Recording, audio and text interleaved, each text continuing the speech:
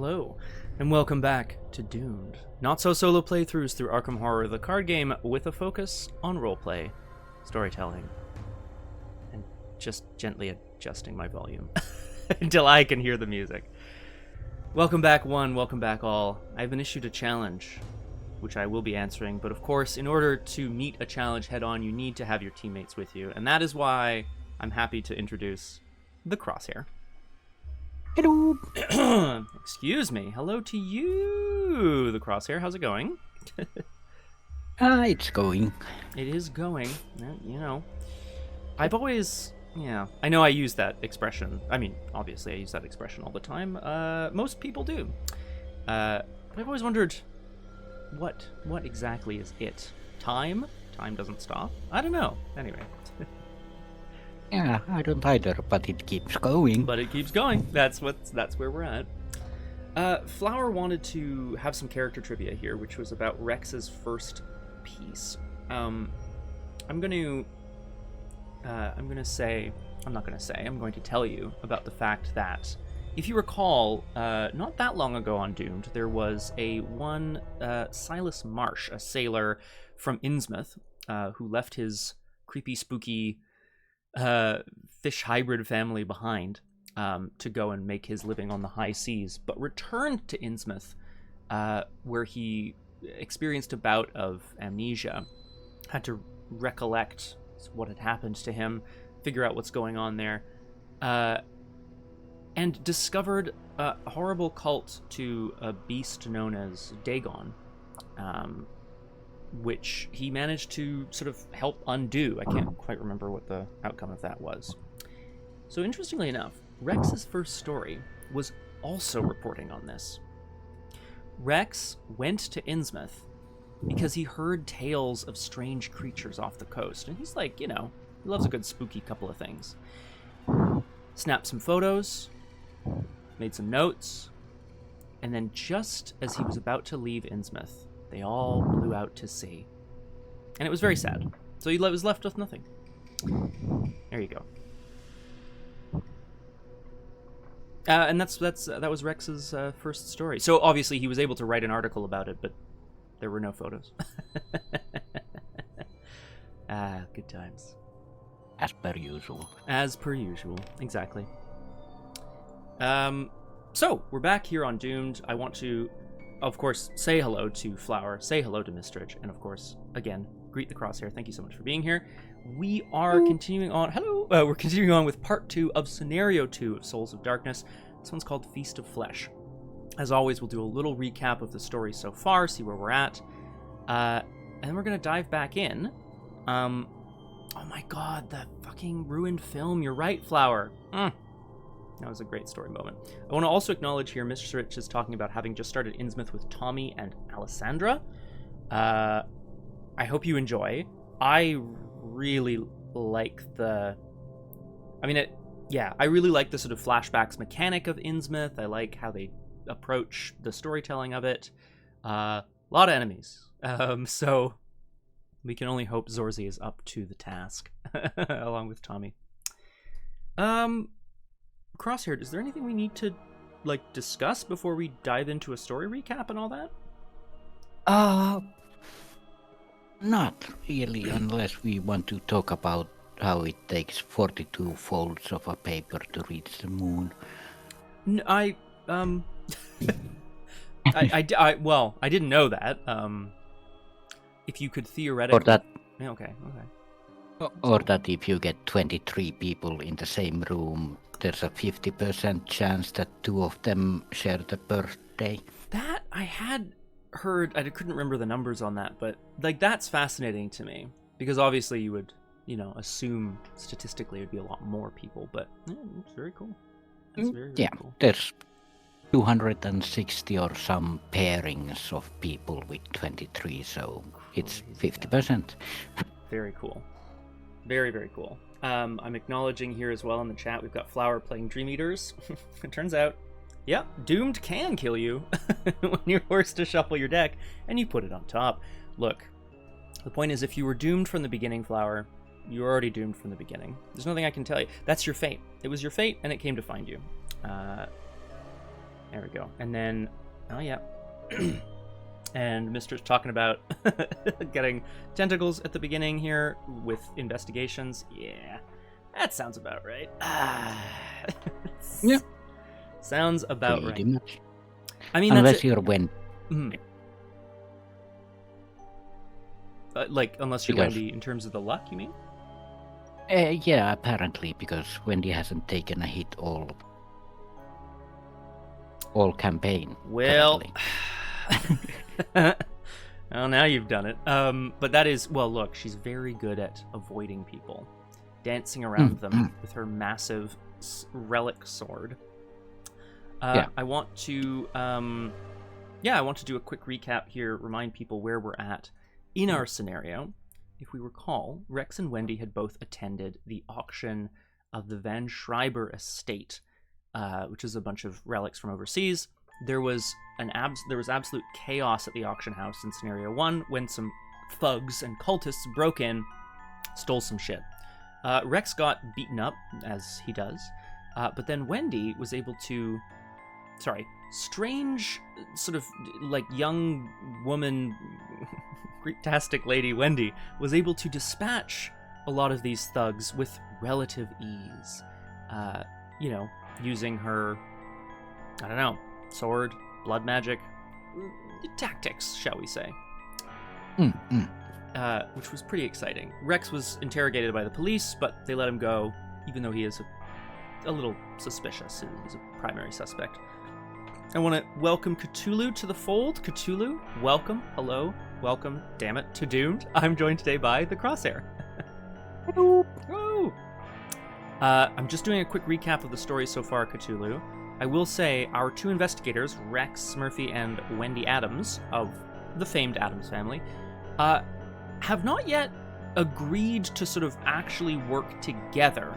They just both were breaking back into the auction's warehouse, Rex to investigate, along with his new femme fatale companion, Alice Walcott, and Wendy to look for her cat, maybe? Yeah.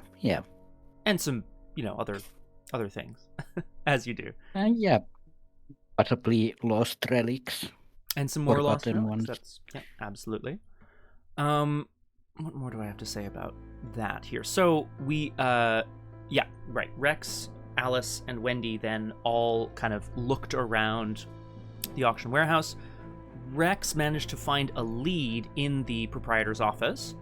However, there were dozens of men, cleanup crew, government agents, perhaps, or cult agents, we don't know, trying to remove all of the evidence. In the kerfuffle, Rex found a lead, which took him out onto the streets of Arkham, where he interviewed Lydia Mikhailov's graduate associate at the Miskatonic University, which gave him another lead, another name that he's now tracking down. He's heading towards, I think, an orphanage where some children have gone missing recently.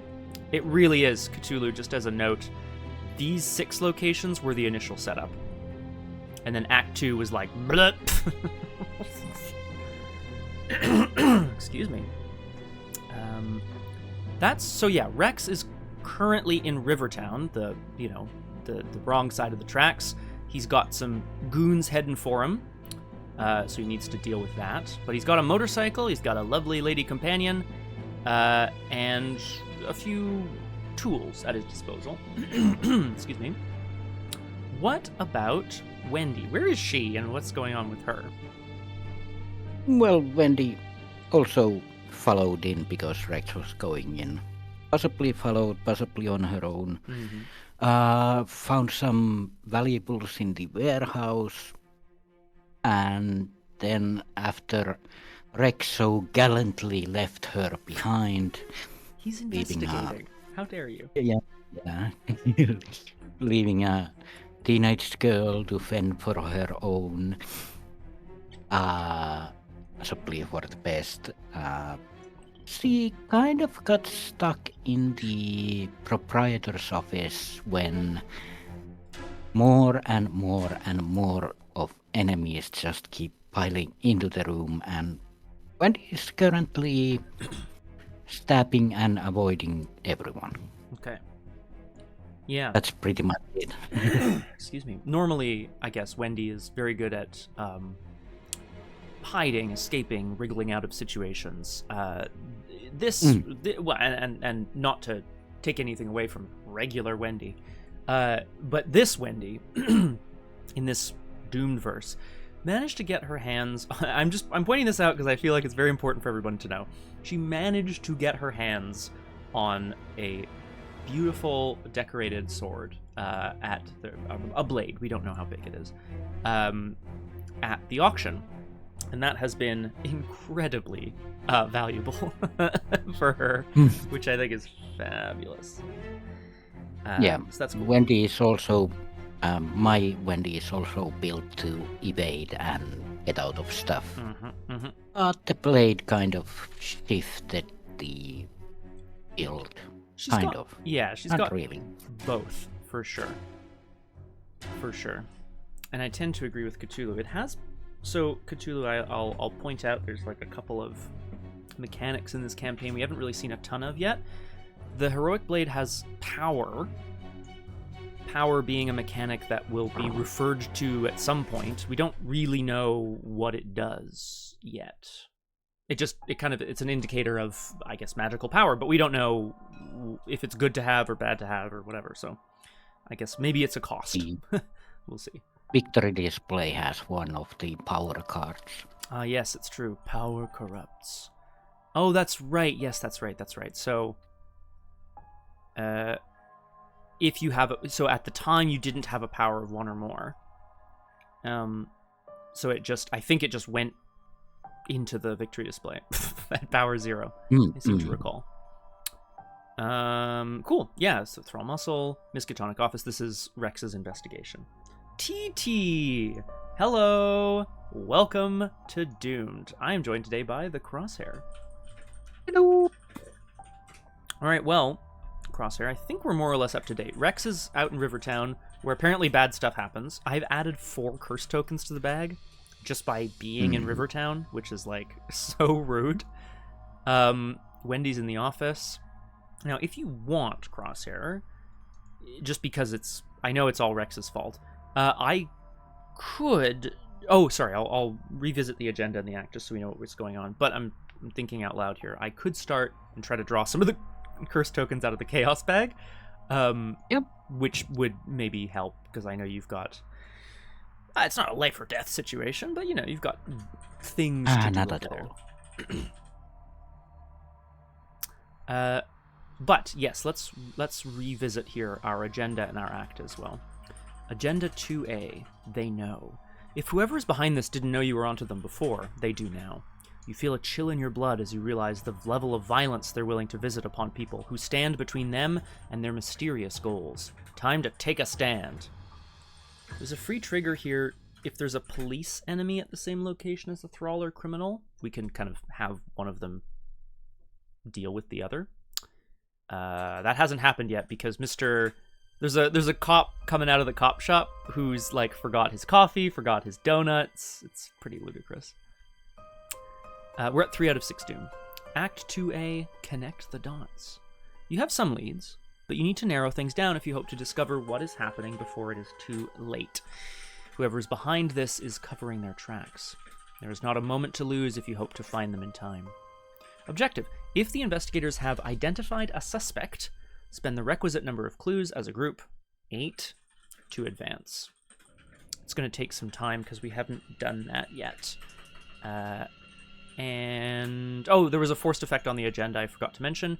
If there are 5 clues on the scenario reference card, we resolve resolution 3, which is probably bad because the cleanup crew has been sneaking clues onto the scenario card. So that would be something for us to not deal with. Okay, thanks, Crosshair. Just wanted to get that all settled. And board is pretty clear. Rex has a cleanup crew, I have 3, and then there's the Cultist of Ufhash. Oh, yeah. Yeah, we should mention here as well, you're right. In addition to the cleanup crews kind of scouring the auction house for, evidence to take away with them, There's also a cultist of Ufhash. Now, we don't know what that is or what that means. They spawned here at the auction floor. Siphon is a keyword in this campaign. If an investigator is dealt damage, then all Siphon abilities at their location activate. This specifically says, treat the cultist as if it's at every location for the purpose of the Siphon ability below, which is place a doom on it. While it has a doom on it, it loses aloof and does horror as well, which is a little spooky, but currently it's just kind of chilling, chanting, I guess. It's probably chanting in the auction floor. Okay, I think we're back. Crosshair, Rex is ready to get the hell out of here with Alice. As the goons start to approach him, my hope is that his quick reaction time can help him fake out the crew as he dashes into an alley, and then kind of doubles back and hopes to draw them out there. Mostly I just want to pull out a curse token or two for you and hopefully not mess it up too much. Let's go ahead and evade. I'm going to... We've seen the combo before, we know it. I'm just going to mention it again. I'm placing a clue on my location, which activates Press Pass and Quick Study, which gets me an evidence on research notes. This is now means I am evading at 6-2. So I could take I'll take a curse and a -2, please. That'd be good. Nope. Okay, fine. Well, rude, but skull -2 currently the number of clues on the scenario reference card. So yeah, we evade the guy. I want to pick this clue back up because otherwise the cleanup crew will suck it back up onto the, so to speak. I'll use my press pass action. Rex does manage to draw the goons down a side alley as he doubles back, hoping to find a way out of Rivertown as quickly as possible.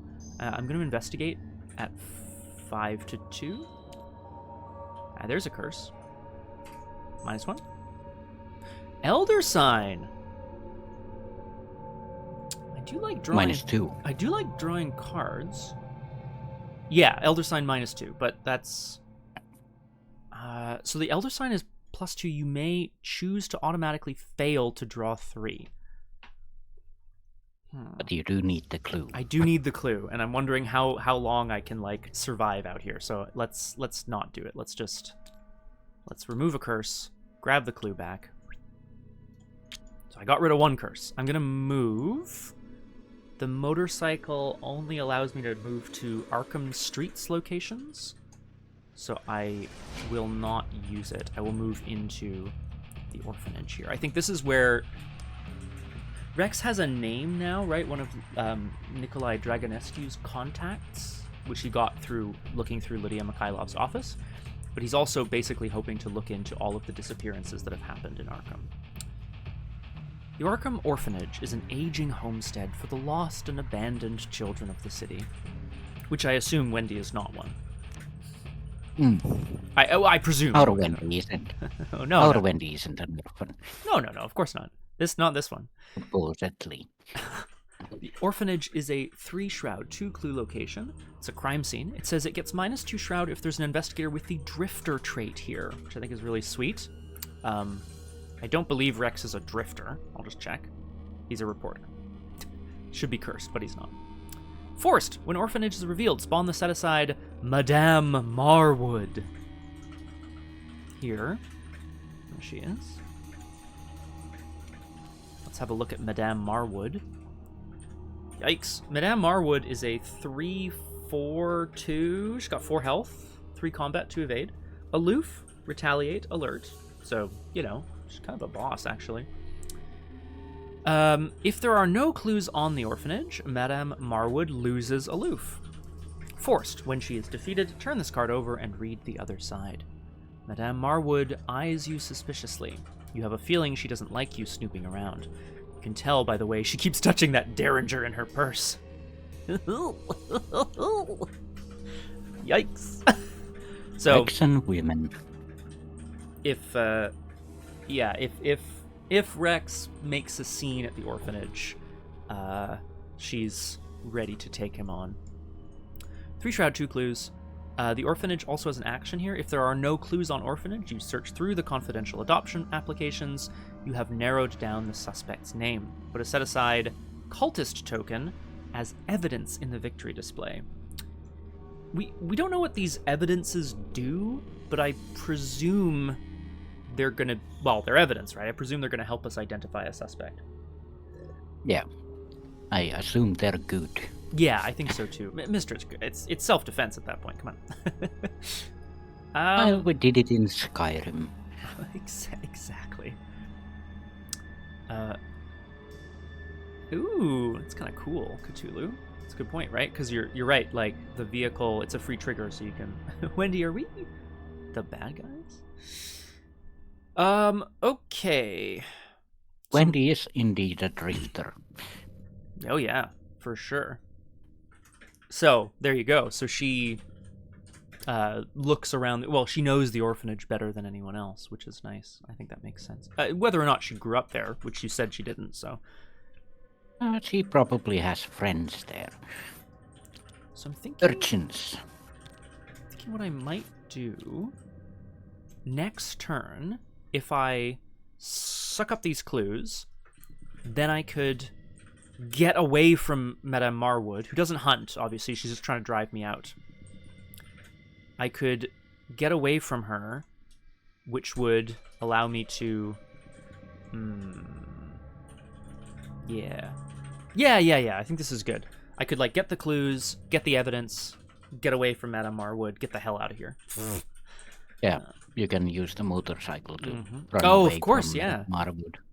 Not engaged. Yeah, which is good. But perhaps more importantly then, what am I going to do with my last action? You could take a clue. I could. I have Rex's ability is if you kind of over-succeed, you can get 2 clues at once. Ah, right. I could also play a card, which would be nice, but I think you're right. I'm just going to slow roll this a little bit with the intention of maybe pulling another curse out of the bag. So I'm investigating. Get it together. I'm investigating at 5 to 3. Because I am not a drifter. Okay. 0. So I succeed by 2. Now, I could discover both clues. If I do, Madame Marwood would be unaloofed. Which would mean she would punch me in the enemy phase, which would mean the cultist would get a doom, and just all sorts of crazy shit would start happening. But you can use your motorcycle. During your turn, if you are not engaged with any enemies, exhaust motorcycle. So I could use that. Yeah, I don't think I can do that now. Yeah, investigating. If you take 2 clues now, isn't there a fast window between that and Marwood engaging you? I don't think so, because if she loses aloof, she just there's a fast action when you're taking a skill test, but yeah, not after I've already done it. So I think I'm gonna... Yeah, I think the damage and all of that would be pretty bad, so I know it's a bit silly, but I'm just going to do the 1. I'm not going to use my reaction, That's what I'm saying. But that does mean that we only need 1. Yeah. And I need to identify a suspect. Obviously, Rex is still trying to figure this all out, right? Sigh. Yeah, the objective here is if we've identified a suspect, we can spend the 8 clues, but I don't know what that means yet. Yeah, well... Orphanage can give you a suspect name. It narrowed it down. It's true. Okay. So this evidence is probably very... Yes, okay, I see. This evidence is going to be good. Next turn, I've got a good plan. That's me. Rex is sort of poking around the orphanage, trying to stay out of the watchful eyes of Madame Marwood. Maybe he's using Alice to, like, keep her busy a little bit. Thanks, Cthulhu. Well, I'm hydrating with coffee, but... Me too. And water. So much hydration. I will pass the turn to you, Crosshair. Alrighty. Well, first things first, Underworld Market. Hey! Even between all the stuff. Pretend you're gonna adopt Flower. I love it. Ooh. No, Both of these are he really likes. really He good. loves the grift. He loves the grift. Let me tell you. I don't think I need the fence right now. But I can only pick one. Correct. Yeah. Yeah. You may spend one resource to draw one of them, if you want. Basically, yeah. If I draw fence, I can't use it to grift. So No. That's true. I think I'll take grift actually. Mm-hmm. That should be good. At some point. I like that fence will come into play when I'm done with all the illicit cards. Exactly. You will have nothing to to fence at that point. Yeah. So my turn is basically 3 actions to evade. All right. That's pretty much it. Are there I'm gonna any? try. Oh, sorry. Go ahead. Yeah. Yeah. Any what? Oh, sorry. I was just gonna say, are there any like necessities? Do you have to do them in a specific order because one of them is worse than the other? But I guess because they all do damage, they would all activate Siphon and stuff. Yeah. It's a good point, Cthulhu. And Wendy is definitely using those wooden planks around the yard to make some serious cash. Yeah. Have you seen the price of And wood lately? currently, Wendy's gonna just run around the room and try to evade all of these people and Swinging her just, like, soiled. Guys, something's wrong with me. Sword wildly. There we go. That's what I was trying to say. Yeah. Like, there's too many of you. Why can't you go bother someone else? There's a nice cultist at the auction floor. This guy. But. Let's start with. Well, let's start with the worst one. So, Troll Agent. So that's pretty much a 6 on 3. Mm-hmm. Yeah, she's good at she's agile, which is good. Mm.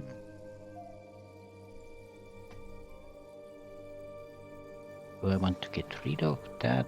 I'm still succeeding. Yes, correct. Yeah. Depends on what the next So- one is, right? Yeah, and I can redraw that chaos token. Yeah, you could, like, if you reveal another one, you could cancel that one. Exactly. Yeah.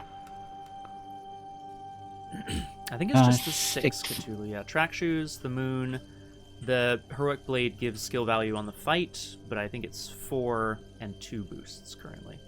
Yeah. I So yeah, I'm gonna just draw another one, I guess. Come on, Wendy. Well. That's 6 against 3, so succeed. Hooray! See, she's great. Yeah. Rex's curse keeps on. I'm just gonna leave the Troll Agent here. Yeah, I have a feeling you're gonna, need to see him again pretty soon. Next one should be the cleanup crew, really. Okay. It's not the worst one, but at this point it doesn't really matter. I think So, Oh, sorry. Go ahead, Crosshare. yeah. Mhm. Just that if I don't manage to evade, then the cleanup crew should go away anyway. Exactly. Yeah, I'm pointing out to Cthulhu here. There's a forced effect on this specific enemy where they steal clues and try to lose the scenario for you, but if they're unengaged, they just disappear because they've already cleaned up. So I think the thought was evading to get rid of one enemy. Yeah. So, well, 6 on 2. That's a good one. That'll do it. And then we have the last one. Yeah, Mhm. that's gonna be a 6 on 2 as well. There you go. Okay. At some point, we'll have to There. start, really bashing people up and getting rid of these guys, as I also hope to desperately draw into something to fight with. Just to, just to help. I have plans, so... Good. We like plans. So, Wendy has been, as you say, running around the room, which is very nice. Trying to avoid people leaping back and forth across the proprietor's desk. And yes, go ahead. One back into the encounter deck. As does my cleanup crew. Whee! Right. Well, not mine, but the one at Rivertown. They disappear. Okay, so perfect. So in the enemy phase then... the Arkham police, they patrol towards reception. So this guy's he's got his coffee, he's got his donuts, he's got his notes. He's moving into downtown. There he comes. Slowly but surely. Maybe in time. Don't worry, TT. There will be violence. We can upkeep. Oh, I forgot. This might be very, very valuable here. Ooh, that's a good one. Right.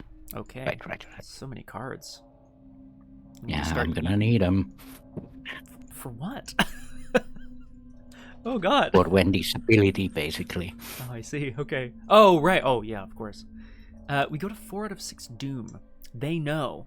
The cult has replaced the cleanup crew in the auction house, trying desperately to... Well, they were trying to cover their tracks, and now I think they're just trying to eliminate their enemies. Rex is hot on the trail of information at the orphanage, perhaps to narrow down the list of suspects. But first, of course, we have to draw some encounter cards. Hey. Uh-oh. Losing hope. Oh, Arkham, it's such a big town. I'm never going to find anything. Oh, this is so annoying. Okay, Revelation. If there's a copy of it in your threat area, it gains Surge. Otherwise, put it into play in your threat area. Forced. The first time you would succeed at a skill test each round, return the revealed Chaos token to the bag and reveal a new Chaos token. This is very similar to Rex's weakness. Very similar to his curse. So the irony here is that anyone can be cursed, but Rex is doubly so. Test... Can I have one too? May I have one too, please? Test Willpower X. X is the number of clues on the scenario reference card, so 2. If you succeed, discard it. That is so fucking annoying. Okay, done. Also, reminder that there are the hidden things, so don't scroll over or stay away. Yes, you're right. There may be hidden treacheries. That's a good point. Let's see if I get another enemy here. Please don't say that. Well, it's not hidden. It's the Arkham Popo. The Popo. Oh, no. Spawns at the orphanage. Oh! Madame Marwood's like, I can't prove he's doing anything wrong, but this guy is being really suspicious. Ruh-roh. Right. So, spawn orphanage, patrol back alley, humanoid police, basic 322. This enemy would deal damage and you do not have a skull token on your investigator. Instead of dealing damage, place a set-aside skull token on your investigator, disengage, and move to the police station for questioning, which is very Rex-like. Yeah, to be questioned is definitely very Rex-like, I agree. If you attack Arkham Police, place a skull token on your investigator and parlay test 2. If you succeed, evade the enemy. Rex is sort of still poking around in the back, looking through papers while he desperately hopes Alice has managed to sort of convince Madame Marwood that, like, maybe they're looking into adoption, maybe they're wealthy investors hoping to sort of... And then there's a knock at the door. Excuse me, sir. I'm gonna have to ask you to come with me. It's just like... Rex is like, God damn it! So that's less good. Wendy just returning the curse she drew back to Rex. Here you go. Well, we're back around. Oh. Hey, then.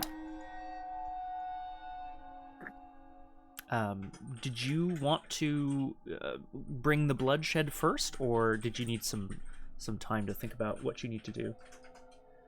I have a pretty good idea what I'm gonna do because I need to start clearing out this mess. Yeah. Get these guys out of here. I'll point out Underworld Market as well, just for our... Yeah. I'll start. Yeah, go for it. See where we go from there.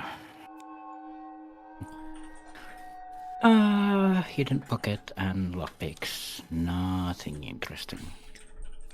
I mean, you're not wrong, Flower. I think the humor there to me is that, well, it's not humorous, but like the fun part there for me is that presumably you're doing something that the rest of the police force doesn't approve of. Right, so action 1. Evade trial agent. We've seen this before, but I am going to throw resourceful into this. Okay, sure. So it's gonna be now it's gonna be 7 on 3. Okay. Oh, good thing too. Well, evaded, and I'll go looking for the card in a moment. Okay. Because I'll let you play your turn before. Okay, but yeah, you'll be able to take a survivor card back to hand. It can't be resourceful, but it can be whatever else you want it to be. Then we are going to evade the trial muscle. 62. Okay. Okay. And then we are going to pay 3 to play Waylay. Mm-hmm. Which is a choose an exhausted non-elite enemy at your location and test agility X, where X is that enemy's evade value. If you succeed, defeat that enemy. I see. Which would be the trial muscle. Great, yes, because of course the Thrall agent is indeed elite and a little scary. So I'm gonna test 62 with Waylay. Mm-hmm. A re-evade, if you will. Oh, very nice, very nice. Well, it's a +0 and does nothing, but it's a success, so... Bye-bye.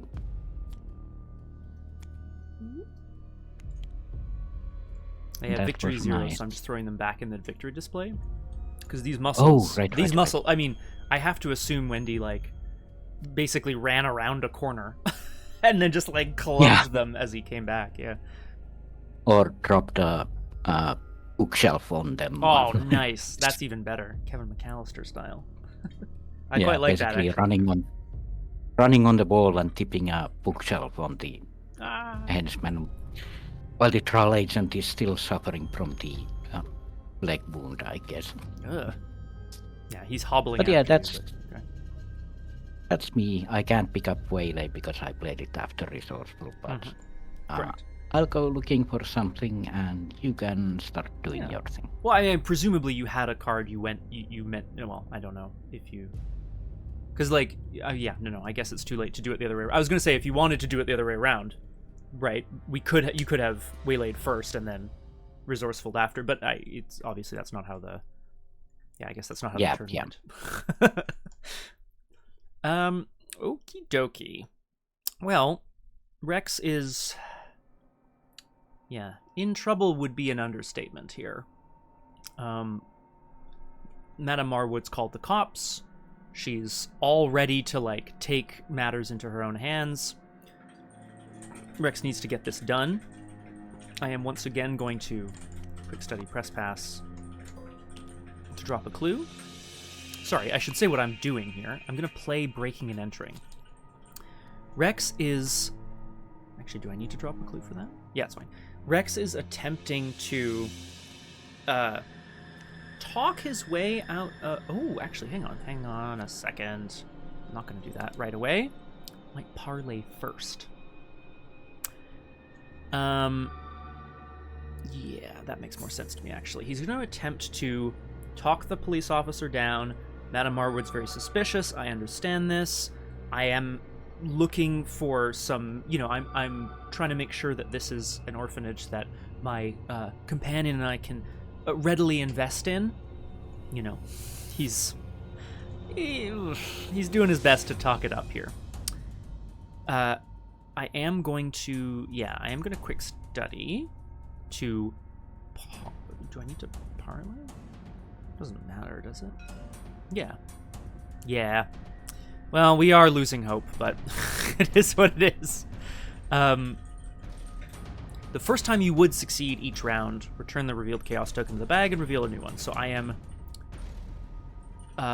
trying to talk the police officer down. Because of quick study, I have 6 willpower, so I'm at 6 to 2. I haven't succeeded yet because I have to reveal another token.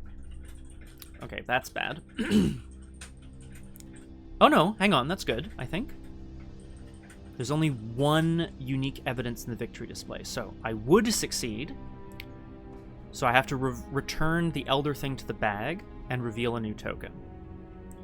The way I'm going to do that here is I'm going to return them both, take the curse out, but remember that I'm at a -2. Yeah. I still succeed. Okay. Oh. Rex, somehow by the skin of his teeth, excuse me guys, sorry.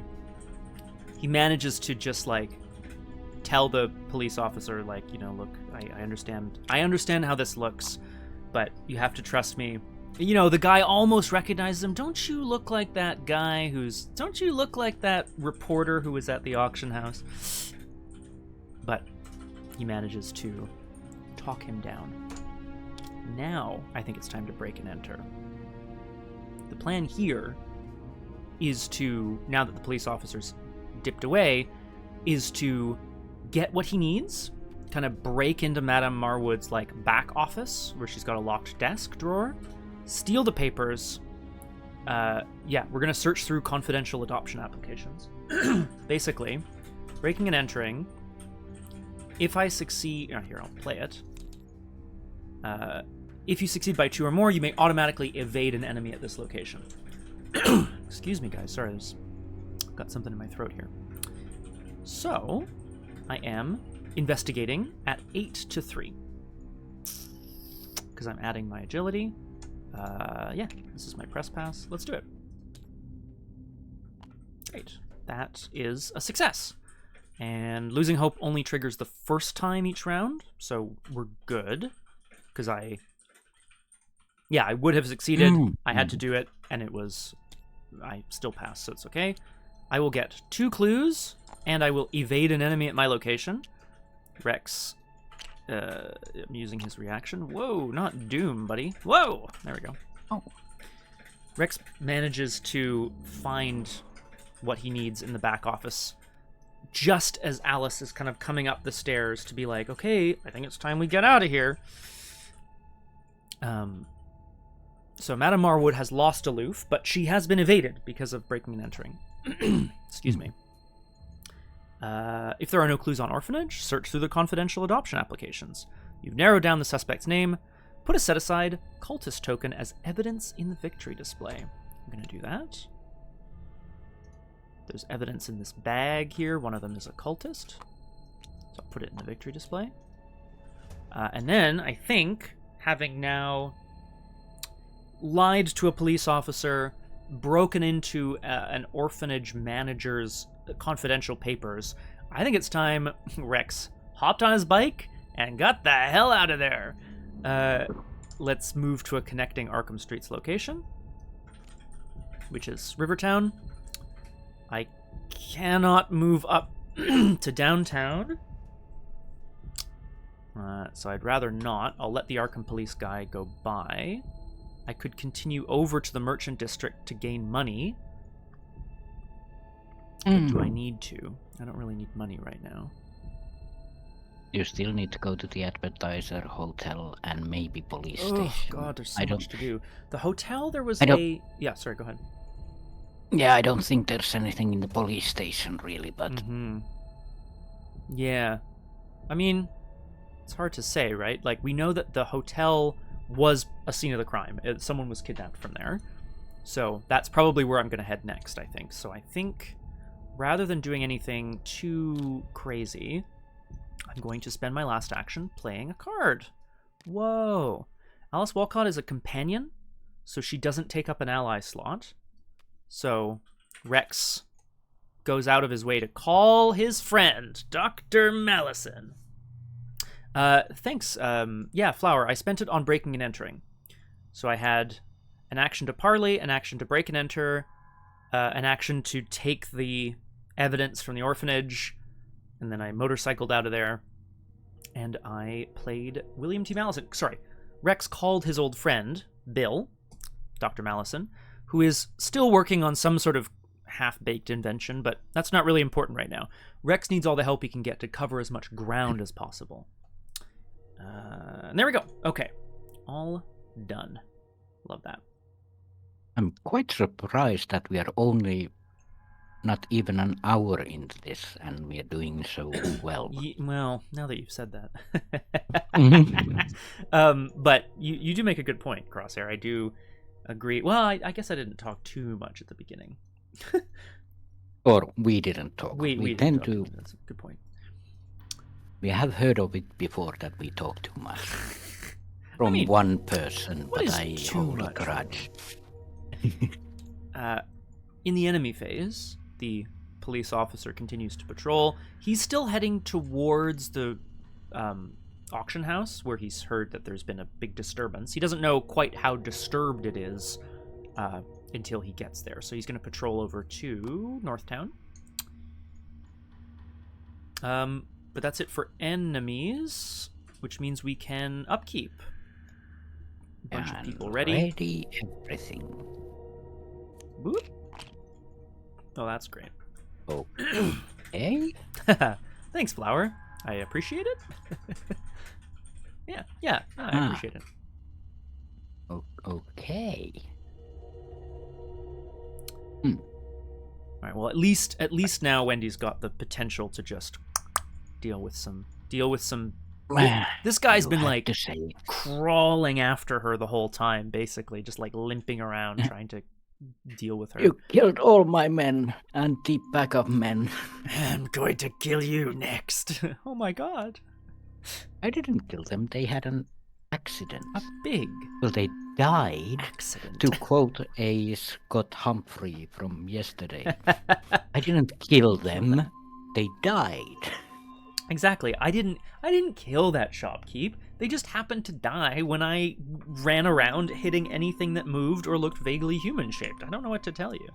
It was an accident, Your Honor. We go to 5 out of 6 Doom, which is a little concerning, timing-wise. I have the clues I need, or we have the clues we need to connect the dots, but we don't yet. We don't yet have a suspect, so I gotta get going. There's no proof of that, Flower. Yeah, exactly. I'm gonna need a footnote for that. Back in Rivertown. Killed. Sorry, Crosser? Define killed. Yeah, exactly. Run through with a blade till they stop living? I don't know. Back in Rivertown, Rex feels confident he's avoided the police for now. Madame Marwood will notice that papers are gone, but probably not until he's long gone. However, oh dear. Deep into... hey, I recognize this line. This is deep into that darkness peering. Long I stood there, wondering, fearing, doubting, dreaming dreams no mortal ever dared to dream before. Edgar Allan Poe's from The Raven. I will point out it also is the intro text from Eternal Darkness, Sanity's Requiem, one of my favorite games of all time, on the GameCube. Darkness peering. If there are PowerPoints in the victory display or your play area, draw a card. Otherwise, take 2 horror. Ugh. You may reduce this horror by discarding 1 or more random cards from your hand on a 1-for-1 basis. Well, that is not good. We didn't defeat Harold Candleman, I think. No, we did not. I parlayed him successfully. So there are currently no PowerPoints in the victory display. Or Excel sheets. PowerPoint. So I would have to currently take 2 horror. I could discard a card to take one horror, or Malison could potentially throw this back into the encounter deck for me. That feels like a bad idea. Yeah. So what I'm going to do Not necessarily. Not because for me, that's a good card. Oh, that's true, actually. Yeah, because you know what? That is a good shout, actually. So, let's do it. Exhaust Dr. Malison, place a clue on your location, which hits research notes, which hits press pass. So I will have, and there's a clue there, but that currently doesn't, I mean, it's one less clue for me, but that's okay. Shuffle this back in to the encounter deck and draw a new card from the top of the encounter deck. So this is where it gets a little scary. Malison can dispel the darkness, but he can't stop whatever is coming next. Oh, which are shadowy figures coming out of that darkness. Choose the farthest unrevealed crime scene location from you and reveal it. Search the encounter deck and discard pile for a copy of Cleanup Crew and spawn it there. If no location was revealed, spawn it at your location instead. Okay. Choose the farthest unrevealed crime scene location from me. There are none. Oh! Whoa! Hotel. That's where I want to go! Well... Yeah. That would be good, eh, Flower? The foyer of the Excelsior Hotel is a grand hall of polished tile and sweeping stairs. Guests and staff move through the vast room in an almost dreamlike state. Or is that just your imagination? I'm going to reveal the Excelsior Hotel. I'm going to search for a copy of Cleanup Crew. Good lord, there's still one in the deck. I'm going to spawn it here, which is not good, but that's okay. And that's what it does, right? Search it for Cleanup Crew, spawn it at the revealed location. Okay. Excelsior Hotel has some actions on it, which I will look at when I get there, because Rex isn't there yet. But it would appear that now that he's collected enough allies, whoever these agents are who are trying to, clean up evidence, they know they have to get ahead of the game and have gone to the Excelsior Hotel. So that's me. Yeah, that was my encounter card, I should say. Sorry. Yeah. Well, let's see what else happens at this very active proprietor's office that is getting really full of bodies. Yeah, too many bodies, to be honest. Oh, God. Another cultist of Ufhash. Well, this kind of cool. Empty location spawn. If able. Any location. Mm-hmm. Where do we want these? We could put it in the path of the cop, potentially. Yeah, is it Troll or cultist, choose one and discard it? Yeah. So, actually, we can put it on the police location and use it straight away. Yeah, I have to... I'm just going to quickly check. I believe empty is if there's no enemies there as well. Oops. Also, it's a troll or criminal, and this is a cultist. Oh, damn, really? Oh, that's so annoying. Yeah. Oh, well, I guess that's that then. An empty location is a location with no enemies or investigators. Yeah. It's only gonna be an issue if somebody takes damage. So, stop taking damage. You're not, yeah. I know. I'm trying not to. I was mostly talking to myself. I'm just thinking, well, it doesn't matter because it's aloof, but I'm gonna put it here just in case. Just in case Wendy wants to, I don't know, have a little fun. Have a little chat about these cult activities. It's her blood, after all, they're using. Why do you think the cultists are gathering around the place where Wendy has been dispatching all of these thrall agents and muscle? Well, a lot of blood. Oh, right, of course. Right, and they're a blood cult, presumably. Yeah, so it's basically free blood. Blood is expensive, you know. Apparently so. Apparently so. Well, this brings us back around to the investigation phase. I know we had just said made a lot of progress in an hour. I wouldn't mind a short break. I don't know how you're feeling. If we're gonna take a break, then I'll need about 5 minutes. Yeah, that sounds good. I think Sure, Rex I'll knows he's off to the hotel. Wendy knows she's got people to kill. So that's that. Yep. Folks out there in Chatland, we're going to be right back in we're going to take about 5 minutes on Doomed, and we're going to see you back for the remainder of Scenario 2.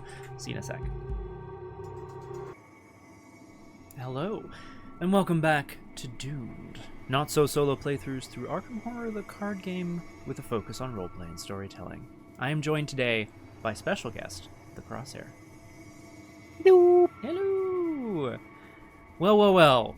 If it isn't the Crosshair playing on behalf of good old Wendy Adams of the Adams family. Yeah. Once again, I wanted to make an investigator that isn't all about killing people. That seems... Okay. That seems... how do I say this? Challenging? Yeah, apparently Arkham wanted me to spill blood. Yeah, well, I mean, look, like, I mean, I don't want to speak on your behalf. I feel like the intention with Wendy Adams, of the Adams family, was to not have her be an absolute blood machine, but then they gave you this blade, so I don't really know what you're supposed to do with that. Yeah, it was shiny and on the shelf, and nobody was taking it, so... Yeah, exactly. What do they want me to do? Oh, boy. Well, welcome back, everybody. So far in this scenario, Rex, Alice, Walcott, his companion, and Wendy Adams have all returned to the scene of the crime, the auction house. Rex and Alice were looking for leads in terms of the sort of cult or the assailants. Wendy looking for her cat, maybe some more relics. Wendy's found a lot of trouble. Rex has found a lot of leads. Rex currently has a couple of names that he's hunting down based on visiting places where some of the disappearances occurred, and now he knows he needs to head straight for the Excelsior Hotel. That's where he's headed. And Wendy is still at the auction house dealing with a whole bunch of crazy shit. Yeah, well, somebody has to do the job that the police won't. Well, apparently so. Yeah, by the time they get there, they're gonna be like, "Oi, hands on your head!" And you're gonna just be surrounded by a pile of corpses, probably. Yeah, wasn't me. Who? What? Me? I'm happy to go first, or happy to let you take the lead if you had a preference, Crosshair. If these cultists get a doom, it won't advance the agenda, right? Because we are gonna go to 6 anyway. Oh, yes, good point. Yeah, so you are correct. Yeah, they next turn we're advancing the agenda anyway, so it won't matter if they get doom on them. It'll disappear. Yeah, good point. Yeah. So Yeah, that frees us up a little bit, actually. Yeah, the cleanup crew is the only issue then, but yeah, you can do your thing. Okay, I will do my thing. Rex has a thought that he needs to get over to the hotel as quickly as possible, just to make sure that, that people aren't already there trying to take advantage of the fact that he can only travel so fast. So, I don't really need this clue. I'm going to get clues from elsewhere, so I'm going to use the motorcycle to vroom vroom into downtown. The downtown area of Arkham... Sorry. 3 people on 1 motorcycle. Well, yeah. I mean, it's a big motorcycle. Malison has a sidecar. Malison has his own sidecar, is what I'm thinking is happening here. The downtown area of Arkham is filled with government buildings, including City Hall. The First Bank of Arkham, Independence Square, and the Excelsior Hotel can also be found in this area. It is the busiest district in the city. The hustle of downtown Arkham almost lets you forget the recent tragedy and horror. From here, the city feels almost normal. It's got 3 shroud, it's got no clues. There's a reaction here. If you end your turn, you may draw a card, if you so desire. However, let's keep moving on. Rex needs to make sure he can basically slurp up all of the evidence that we need. Make sure that the people who are already here in the Excelsior Hotel don't get the better of him. Rex, Alice, and Dr. Mallison walk into the hotel. Rex is automatically on the lookout for, like, I don't know, guest books he can look through, maybe a desk clerk or someone who was there during the disappearances. There are strangely familiar men with suits already walking around and speaking to people. It's going to engage me, the cleanup crew. I'm just gonna ask about press pass. Yeah. Doesn't it trigger after you place or spend a clue? Yes, I spent a clue on with Mallison during the mythos phase. Oh, right. Cool. Which is, yeah. So yeah. No, it's a good shout though. I wish I could use this multiple times. Obviously, Rex's press pass. It'll get him in anywhere. The Excelsior Hotel has some clues. The cleanup crew is here as well, so obviously it's my priority that I would love to get, evade it, and then get the clues off of it. Let's see what the actions are here. Action. Pay 4 resources to jog the bellhop's memory. You have narrowed down the suspect's car. Put a set-aside skull token as evidence in the victory display. There's also an action here. If there are no clues on Excelsior Hotel, test Agility 2 to swipe the guest book and compare names against the auction house list. If you succeed, you've narrowed down the suspect's name. Put a set-aside cultist token as evidence. Group success once per game. Now, there is a cultist in the victory display. I don't know if we need multiple different pieces of evidence or just like as many pieces as possible. I have a sneaking suspicion that we need different kinds of evidence, but... Yeah, that makes sense to me. Because, yeah, what was the wording on this? It was, you've narrowed down the suspect's name. Put a set-aside cultist. Yeah. So, that's a good shout. I think this second action might not be very valuable to me. However, I think perhaps most importantly, I'm going to have to evade this cleanup crew. Which is a little heavy. Because losing hope is pretty bad.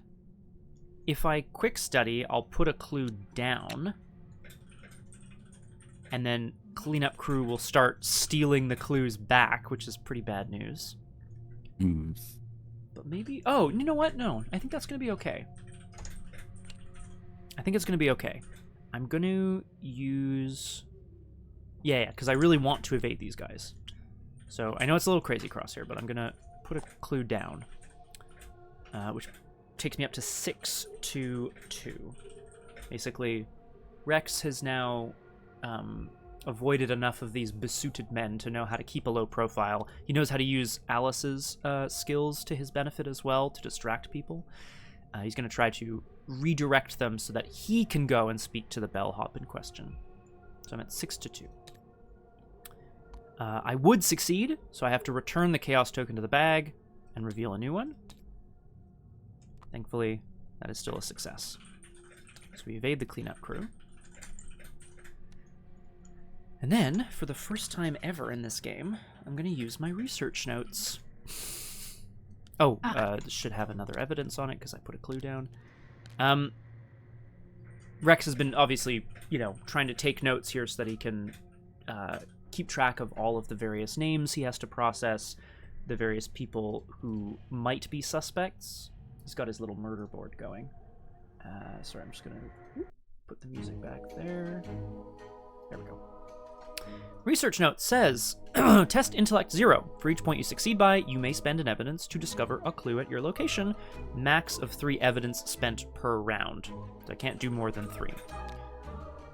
But I'm going to test 5-0 to try to scoop up all these clues. Yeah, exactly. Oh, The research notes.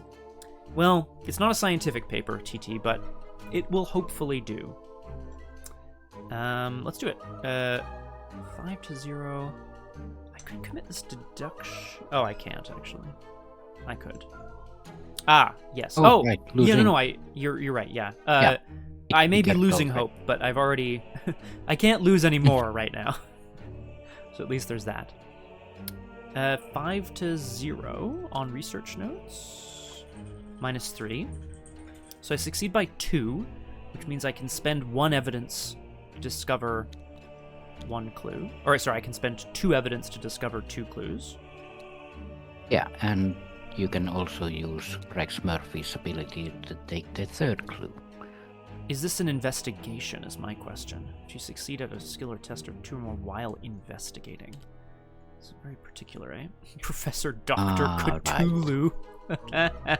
Oh, right. It's not a investigation. Damn it, Rex. You son of a gun. That said, I will continue to use the research notes, because I just need to get 1 more, and I can still... It doesn't exhaust or anything, so we're going to do it again to try to grab this last clue to make sure that the cleanup crew can't steal anything. That's the hope. And then next turn I'll be in a great position to interview some folks. We're basically...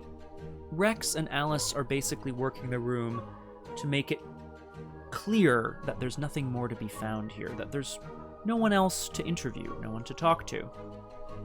I'm just going to do the same thing again with research notes. That's a success.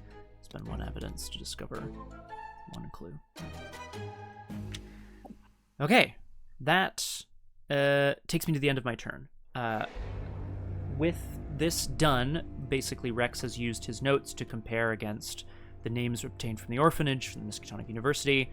He's kind of glanced at the guest book, and he's made a few connections with the people who might have visited the Excelsior Hotel. And I'll pass the turn over to Wendy Adams back at the auction house. Yeah. Now, I have options. Finally.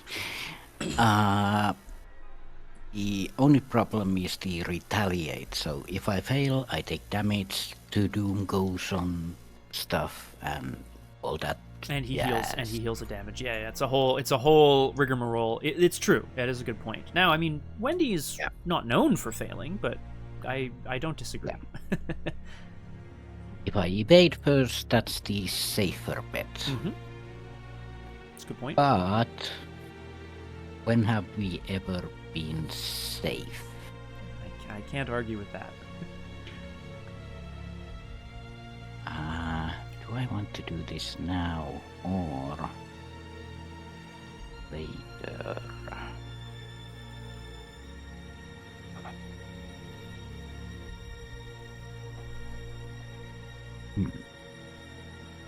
The sooner this guy is dispatched, the sooner Wendy will have the freedom to, like, actually go places and do things. Whether or not she wants to, I don't know if that's... Maybe she doesn't want to, but... Yeah. Let's just fight. Hooray! So it finally comes down to the showdown between Troll Agent and Wendy. Again, he's got his bleeding leg and he's just, eyes alight with flame, and he's, I don't know, reaching out towards her to try to crush her skull or something. Yeah, you could just leave, tilting the blade to the side. No? Okay. No? Oh, all right. Well, whatever you say. So that would be 7 against 4. Mm-hmm. 7 against... Yeah. Mm-hmm. 7 against 4, so... Really? Oh, cool.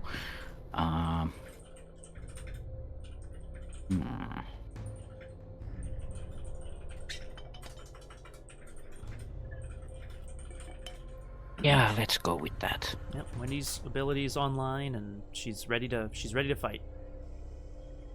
There is a curse token still, but Yeah, classic Rex. I have to call it out. Well, Great. Doesn't matter. Excuse me, sorry. So the blade plunges into the troll agent's stomach.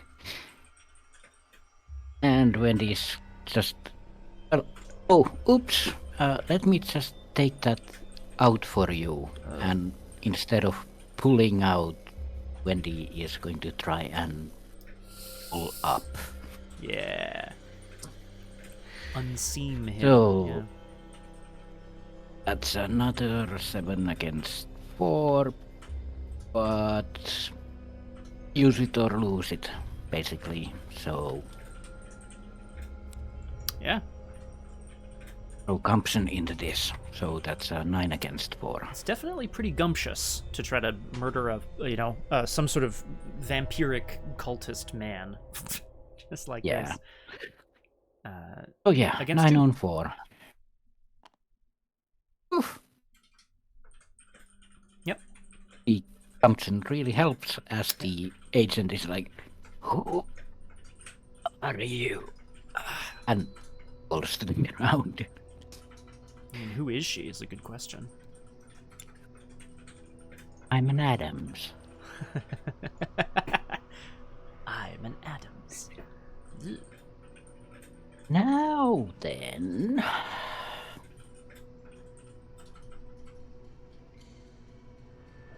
I don't really want to draw 3 cards currently. I agree, TT. Go Wendy. No, that's because you're right. You're at the end of your turn, more or less, and a full hand.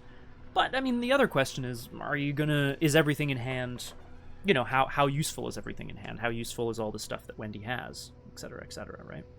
Yeah. That's my question. I could also prepare for next turn.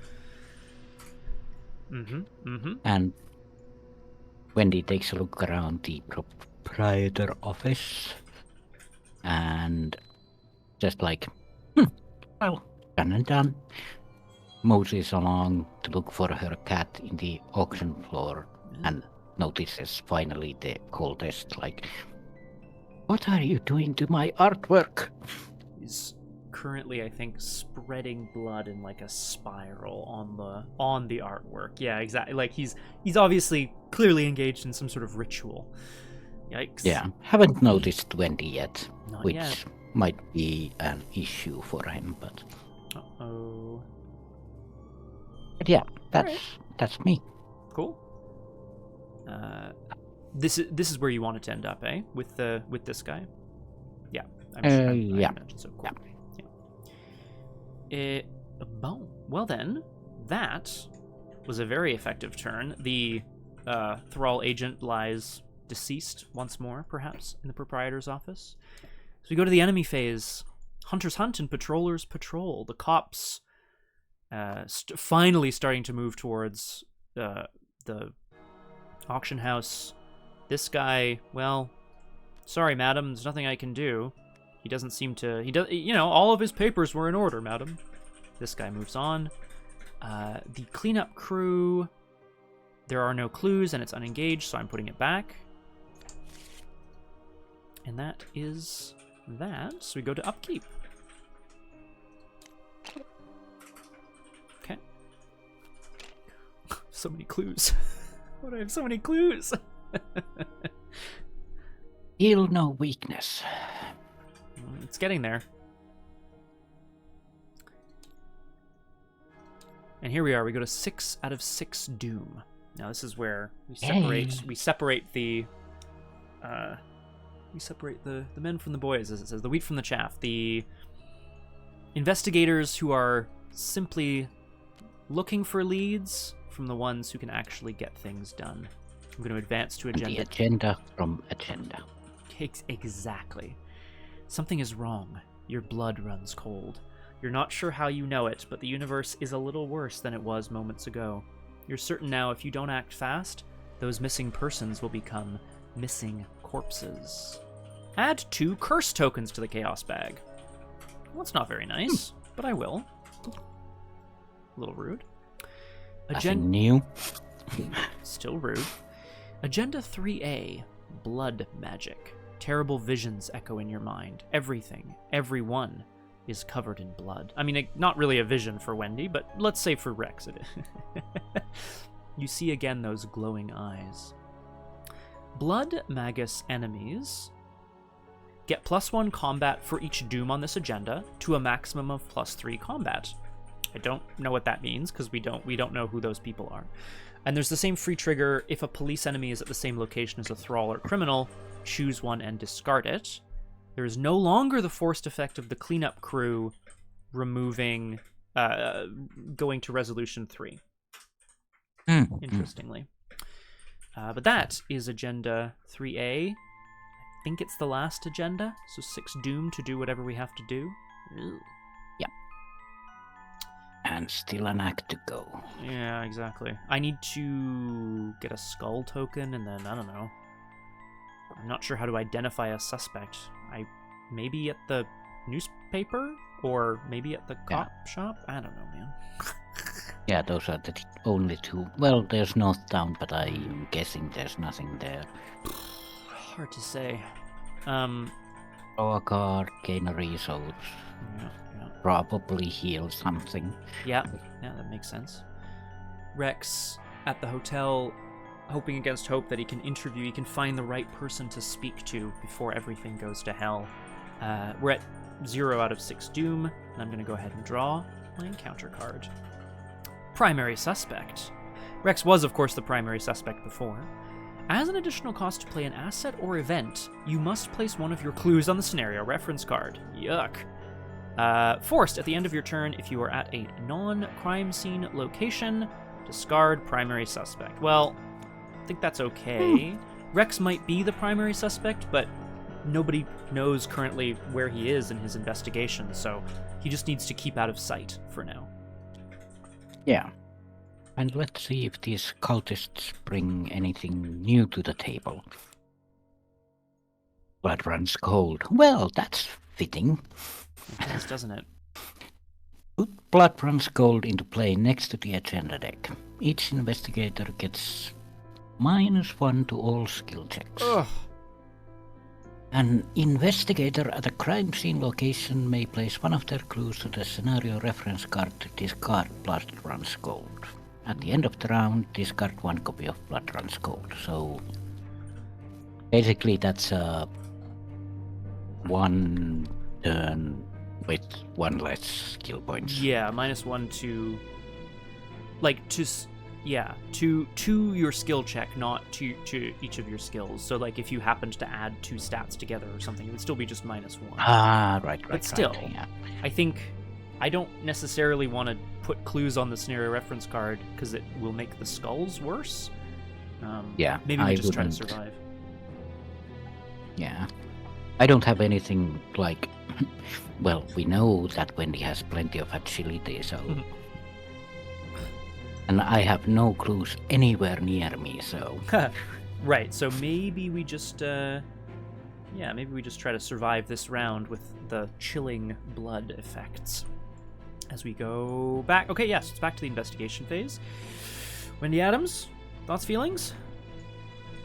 You have plans, I'm sure. Yeah, I do have plans.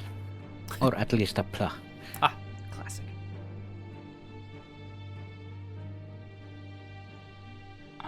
So go for it then. Unless you need a second, in which case I'm happy to do the same here. Well, you can't really help.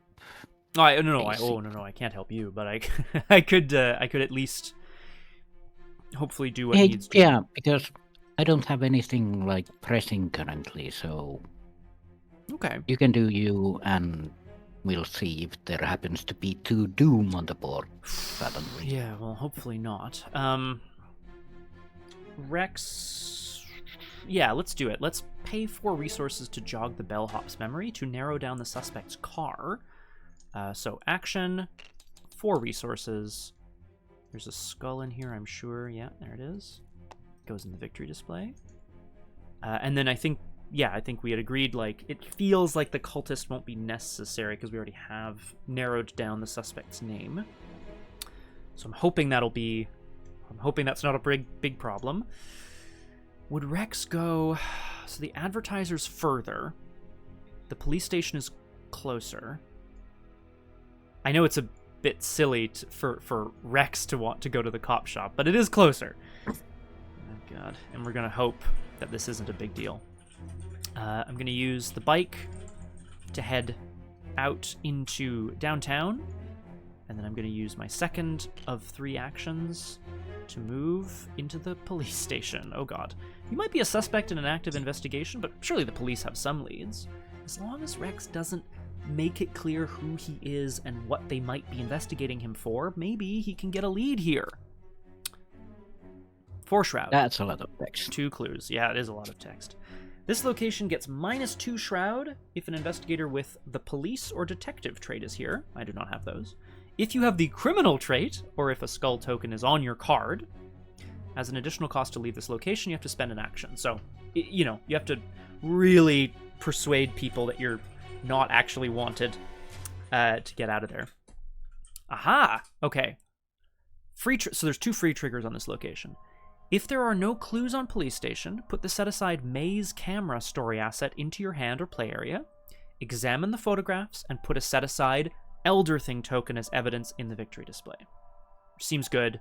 Obviously, May wanted her camera back. She asked us, May O'Brien, the reporter, wanted her camera back. There's also a free trigger here. If there's no skull token on your investigator card, Sergeant Monroe helps you connect the dots. If there are 3 different types of evidence in the victory display, remember you've identified a suspect. Well, I want to do that. I also want May's camera is the problem. I'm wondering how important that is. Yeah, well, basically, grab the clues, grab the camera, then advance the act. Yes. Okay, good. This is good. I will have no actions left. I need the clues. But yeah, let's just do it. I'm going to try to get... Well, sorry. I'm going to try to get the clues. Do I research or do I use deduction? Or sorry, do I... What's the shroud? 4? I'm going to use my research notes.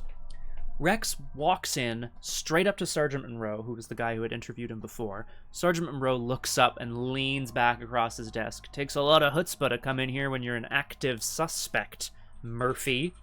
And he's just like, no, listen, trust me when I say I've got something for you, and I think we can work together on this. There's something afoot here. Let's see if Rex is convincing enough with his research notes. Also, blood runs cold while he does this, so... Oh, it's true. What is this? Oh, fuck. You're right. -1. -1. I think that's okay, because I'm testing against 0. Oh, fuck! Losing hope. Fuck! Okay, it's fine. I'm going to... This is fine. I'm going to commit a deduction to this. It's not an investigation, but it still gives me a book. So... It cancels the -1, basically. I'm at 5-0 on research notes, and I know losing hope is still active. Here we go. Oh. Well, okay, hang on. I would succeed, so I have to return the revealed chaos token to the bag and reveal a new one. Because what I'm hoping for is something less bad. Okay. do we like a 0? Oh my god, Rex! Rex, you idiot! Well, it's fine. That's fine. I'll just get it next time. That is so sad, though. Rex realizes not only are his research notes the scribblings of a madman, but all of the rain from being in Rivertown has actually ruined a lot of them. There's ink running down the page. Sergeant Monroe just kind of looks at him like, my boy, are you serious? You sound like a conspiracy theorist. Rex is like, ruh-roh.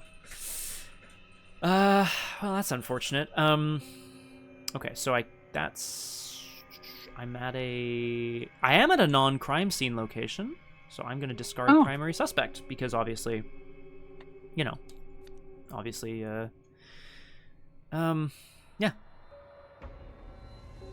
Right, yeah. Well... I'll put the turnover to Wendy back at the auction house, then. Wendy is gonna look around for anything special she might find. Exactly. Trust me, guys. Trust me. These notes are good.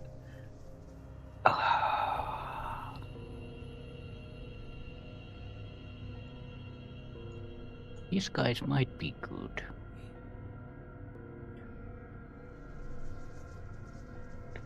Do I need either of these right now? we do have a moment to go still.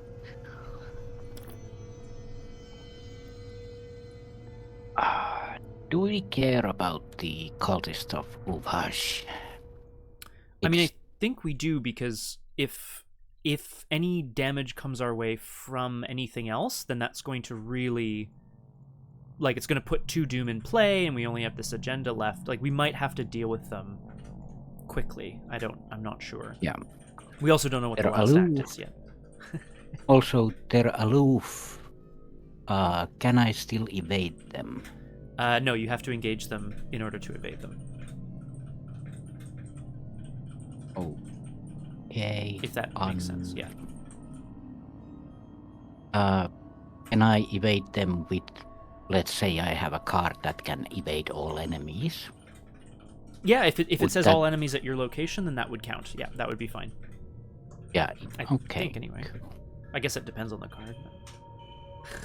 Yeah. Nice, Mr. Fucking Rex, man.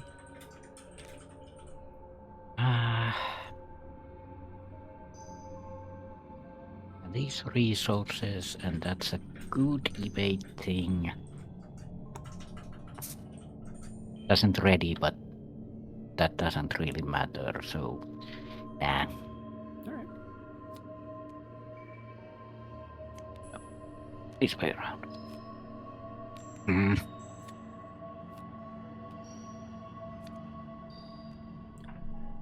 Be nice to remember what we have there, but anyway.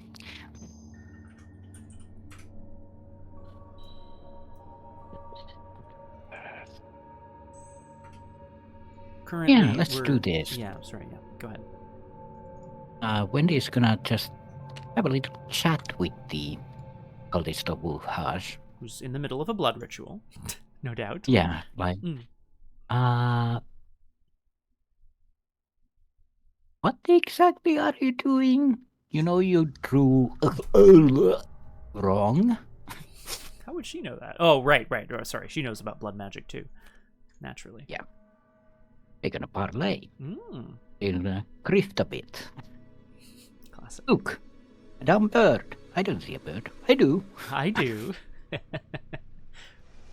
Basically, asking silly questions and bothering this person who's trying to do serious cult business. Mm-hmm. So that's a 5-0 test. Correct. Yeah. -1. Like, yeah, exactly. The -1 from blood runs cold puts you at 5-0. That's right. Yeah. Well, 5-0. Very nice. That would be 4 resources. Yeah, I think I'll take it. You seem to you've mentioned a few times that Wendy has lots of things that she needs to pay for, so I feel like, yeah, that's probably no bad thing. Yeah, because after talking to him, this cultist bit, Wendy is going to showcase her sanguine lexicon. Like, delicious. just look at this page and look at your drawing. Yeah, exactly. Oh, there we go. Oh, I see. You know you spelt this thing wrong. Oh, he's like, get away from me. Girl, you're messing with powers you cannot understand. And she holds up her cookbook. Yeah, there we go. Yeah. And as my last action, can you guess it? Are you going to We're use the gonna use the lexicon? sanguine. Yay! Yeah. So, exhaust sanguine lexicon. Draw a card, discard up to 2 cards for each card, gain 1 resource or spend 1 resource to deal 1 damage. Cool. Fantastic. So I'm going to draw 1. Okay. And then I can discard 2 cards, which I'll do. Previous Fairy Tales and Meat Cleaver. If you put a fairy tale and a meat cleaver together, I feel like you get the image in the sanguine lexicon that she's showing him, so that makes makes sense to me. Yeah, and I'm going to spend 2 resources to deal 2 damage to the cultist of Uvhash, who suddenly bursts into a red mist of blood. Oh god. And Wendy is like, I told you you drew it wrong. Excellent. Well, we do love a young woman with a plan. And she yeah, just starts like using her foot to correct some of the mistakes. there you go. Just paint that there. Paint this here. Oh God, that's pretty good. Excellent work, Wendy. Well, with that cultist exploded in blood, that brings us to the enemy phase, where patrollers patrol. The Arkham. This police is going to go towards back alley. This police is going to head towards reception, which is where he now is. Hey, he made it! Yay! But as you pointed out, I'm disappointed that he is not the cultist somehow is not a thrall or a criminal, just a cultist. So, we can't do anything about that as of now. But we can go to upkeep. Okay. Actually, it's quite nice. Actually, that's quite nice. Okay, good. And Blood Run Cold is discarded. Which brings us back around to 1 out of 6 Doom. We're so close to advancing the act, but I can't speak for you, Crosshair, but I don't know what we'll need to do once we've identified a suspect, so I'm scared of that. Rex at the police station is more than ready to try to, again, explain his notes to Sergeant Monroe. Maybe he can just convince the guy. Let's see what we got here. Sanguine Tithe. Each investigator with 1 or more non-weakness treachery cards in their threat area takes 1 direct damage, so that would be me. I don't love this. I think I'm gonna... Because that would also then trigger the cultists thing. Which is maybe not such a big deal. Yeah, I think I'm gonna cancel this. With Mr. Malison. Is that the right play?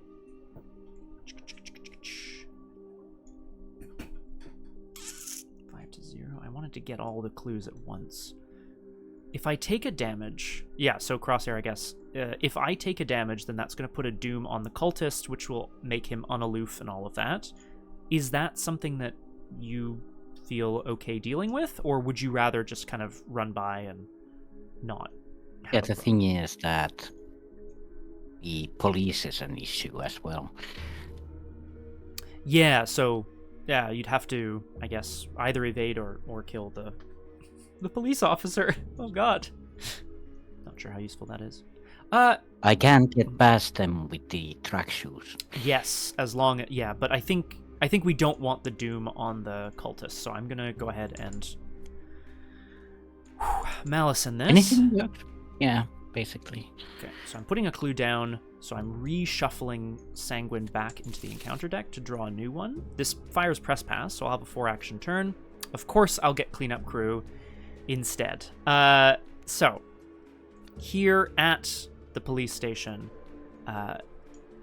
as Rex is trying to convince Sergeant Monroe of what he needs, he can see behind him men start to file in, a serious look on their face as they are hunting for exactly what they need to clean up.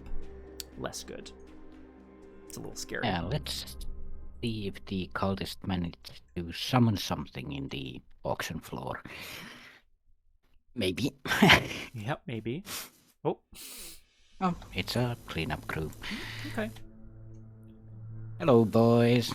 You're a bit late. No, hang on though, because this is the most clues nearest to you. Because in the past, right? In the past, there were no clues anywhere, so we were like, shit. Okay, I'll take this.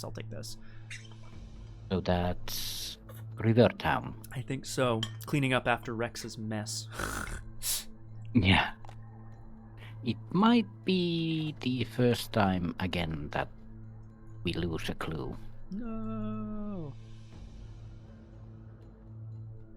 Oh, Poe and Monroe. there's That's right, Cthulhu.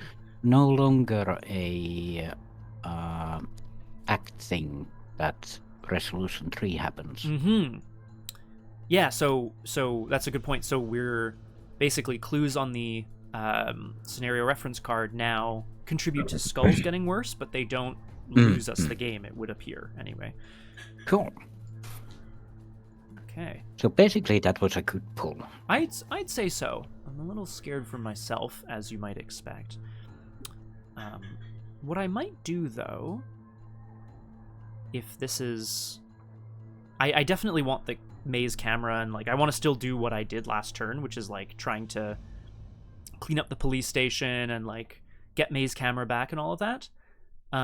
But if you'll give me the honor of starting Crosshair, I might start with the identify a suspect and just see what the next act is anyway. I realize that I might then lose the opportunity for some stuff, but we could at least see what we have to do. If that works for you, of course. Yeah, get the camera, or get the clues, get the camera. Well, I'm going to do the last one first, actually, which is advance the act, and I'm just hoping that I can get the camera because there's no skull token on my investigator card.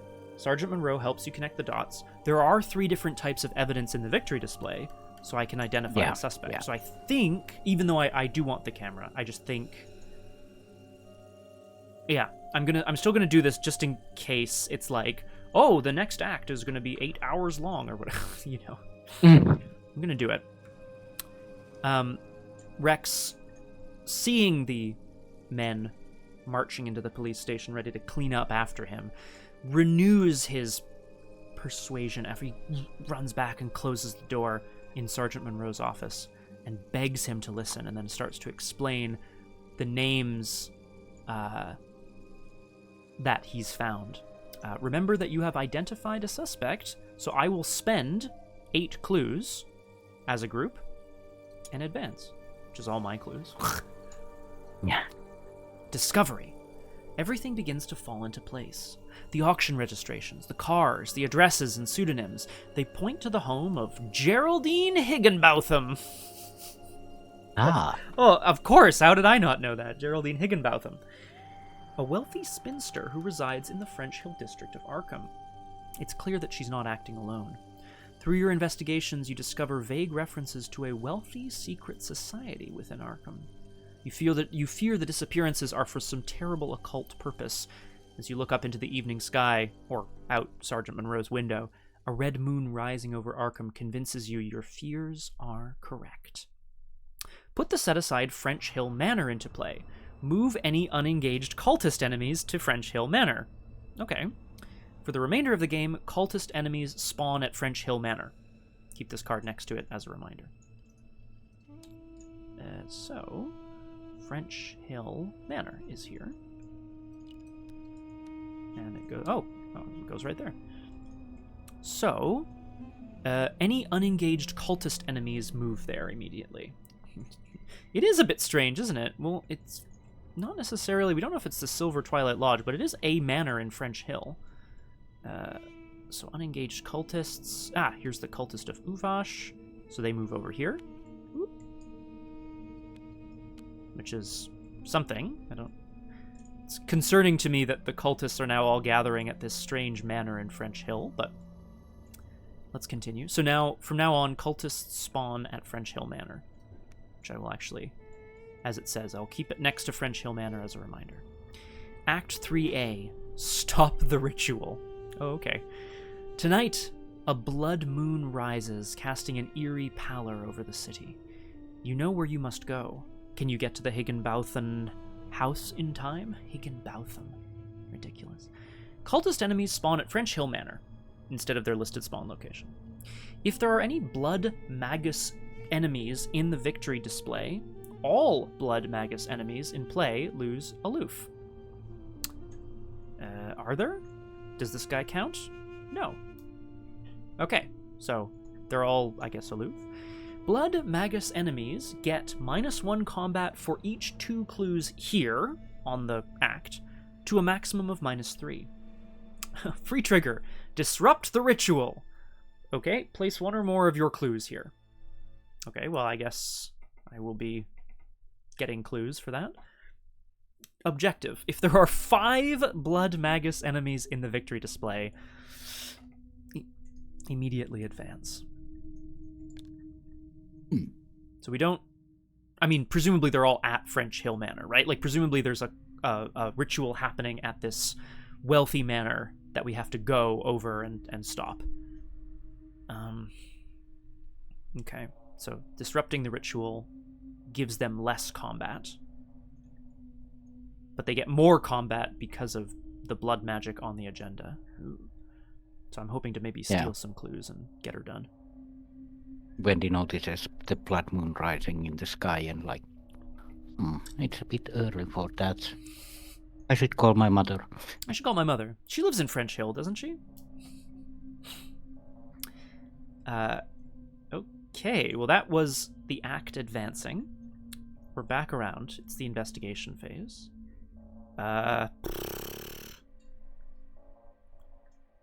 Yeah.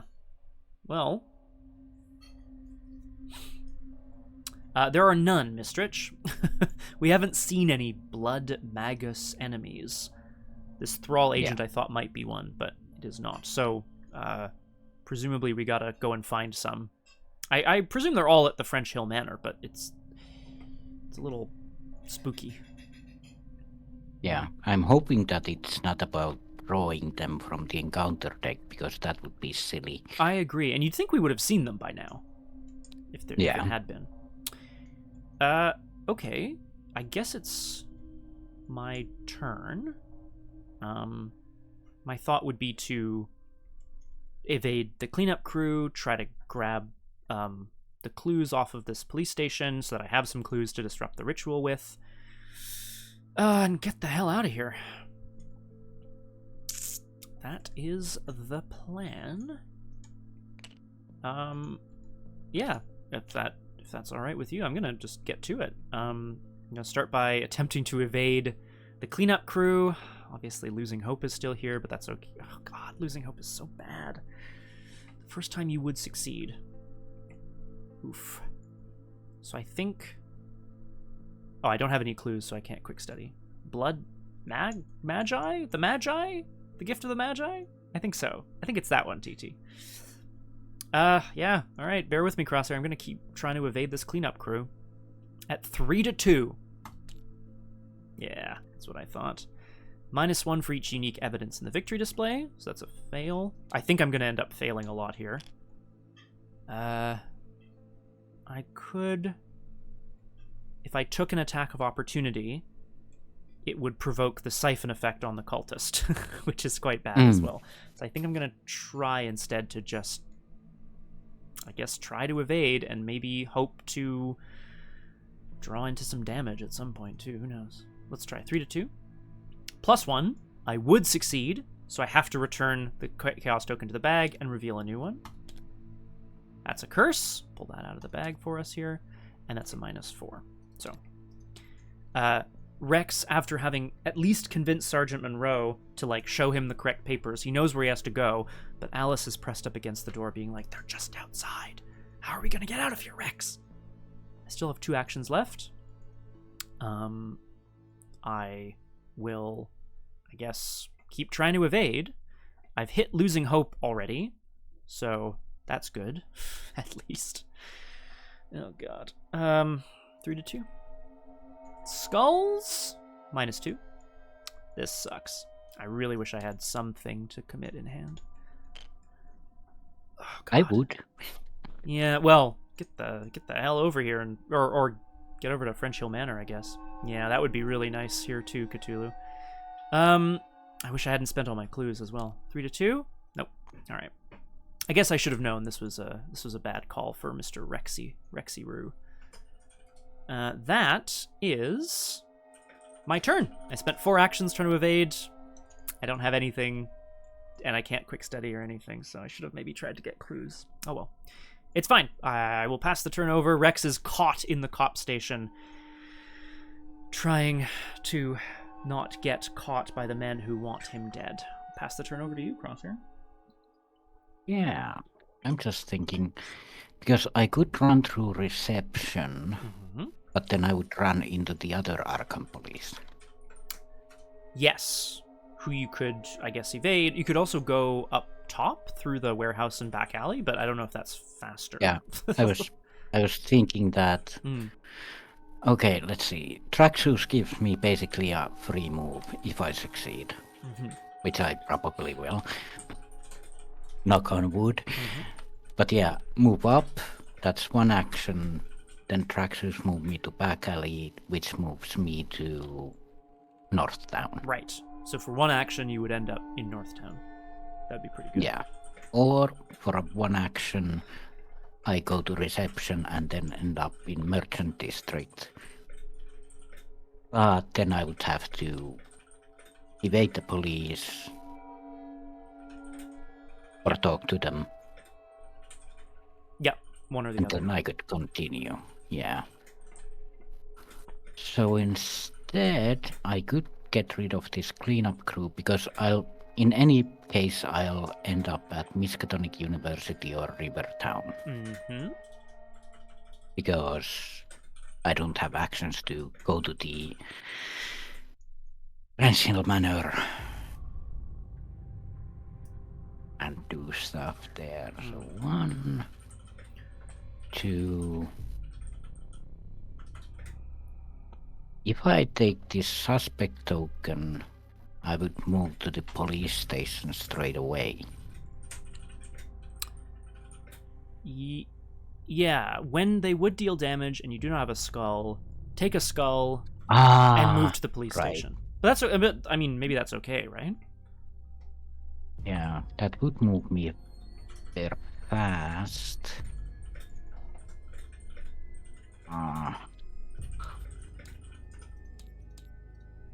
But basically, Wendy needs to get to the French Hill Manor and deal with this so-called blood cult because they're doing blood rituals on her turf. They're doing something, that's for sure.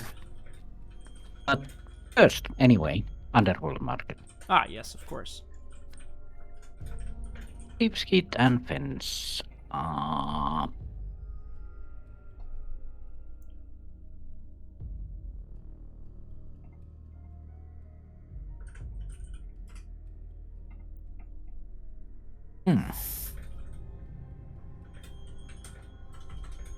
Could be one, but I'm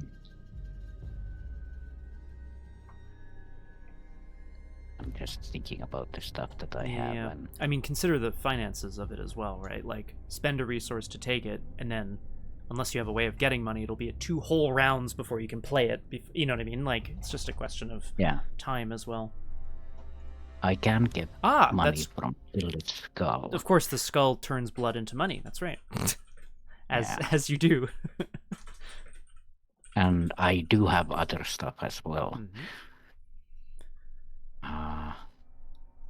Gains fast. Eldest god. Yeah, I'm gonna do it. Just going to do some stuff here. But first of all, I should maybe get out of here. No one's coming towards you anymore, which is good. Yeah. If that's... But getting closer to this area is better, so...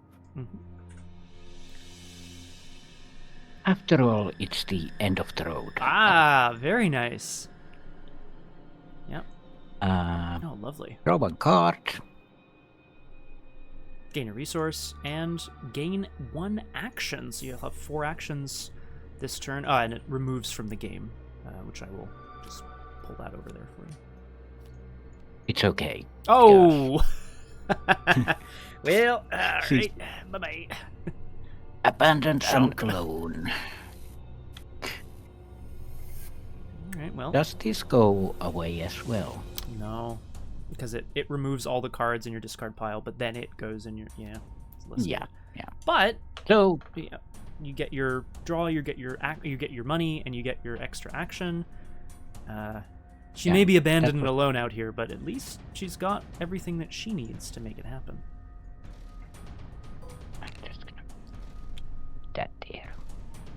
for now. But yeah, Wendy's feeling a bit alone in this house that she killed everyone in, so Whose fault is that? she just wants to go home. Yeah. Oh, I get it. Home to French Hill, where her aunt, mother, someone lives. Someone lives out there, whether it's this house or not. Yeah, I was just thinking that maybe the French Hill Manor is her home, but these cultists have taken over it and are using I like it. Like a family home. Yeah. But yeah, I think the long route is still the fastest route. So yeah. Let's move up. Exhaust the track shoes. Mm-hmm. Test agility 3 against 6. Very good. Yes. We move when it starts sprinting to the back alley. Racing through the back alleys. Moves to North Town.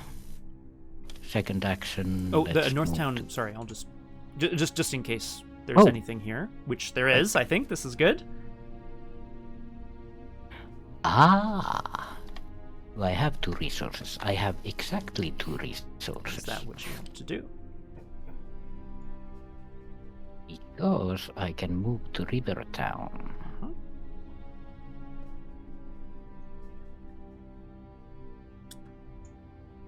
Yeah. I can basically move to Rivertown. Hop a fast-moving train, basically, yeah. Yeah, so Wendy just runs to the warehouse, runs to the back alley, runs to North Town, finds a friendly cabbie that he's been talking to every now and then, like a cab driver, who races her to Rivertown, where a cleanup crew takes interest. Haven't we seen you? And Wendy's gonna stab them. Oh, okay. Just done. Whoops. Sorry. Yeah. Not playing around anymore. So his attack deals 1 damage, +1 skill value, 7 against 2. Yeah. Ah, lovely. Well. Okay. So that's 2 damage, and cleanup crew goes bye-bye. Yep. Lovely. As a third action, well, why not? Let's head to the French Hill Manor. Like, who's making all this racket? Who's in my house? A beautiful home in the French Hill district, or Europe district. Yes, it is the Europe Mountain district. That's right. Very good. Yeah. You now suspect the Higginbotham house holds a terrible secret. As soon as you see, you feel queasy, and the taste of iron fills your mouth. Cultists have arranged themselves around raised platforms. Blood pours down channels into platforms into a golden chalice. I got it for you, TT. When Manor House is revealed... Oh, I don't actually. On the set aside Charles Welcott Sr. Yeah, here, sorry, I can read that. There we go. Yeah. When Manor House is revealed... Oh, sorry, Crosshare. Yeah. Go ahead. Thank you. Yeah, this is a 3-shroud 4-clue location with Victory 1. It's got a forced effect. When Manor House is revealed, spawn the set-aside Charles Walcott Sr. and 2 random Blood Magus enemies. Put the set-aside Chalice of Blood into play attached to this location, so a lot of stuff. Forced, when a Blood Magus enemy is defeated, spawn a random set-aside Blood Magus enemy at this location if able. There's a free trigger to place the Chalice of Blood in your play area. It is filled with blood. Place 4 additional blood on it. And there's also an action to resign. There's nothing more we can do. So I am going to start... Actually, I need to use the washroom really quick, Crosshair, before I start spawning things in. If that's okay with you. Yeah, I'm gonna take a washroom break as well. Oh God, as Wendy Before runs we into get to this. Exactly, as Wendy runs into the manor and sees blood pouring through sluices and all sorts of stuff. Folks, we're going to be right back on Doomed. See you back in a quick second for the finale. Hello, and welcome back once more to Doomed, not so solo playthroughs through Arkham Horror, the card game, with a focus on roleplay and storytelling. I am joined for this final act by the Crosshair. Hello. I mean, for all the acts, I should be clear, but you know how it goes. The final act of this second act. Exactly.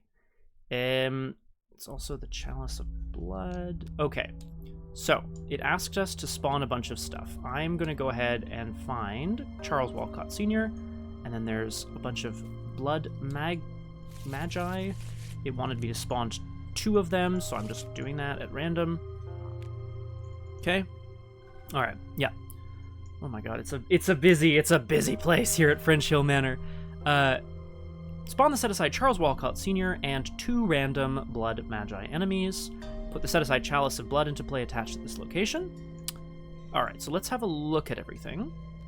Charles Walcott Sr., the blood cultist, is aloof.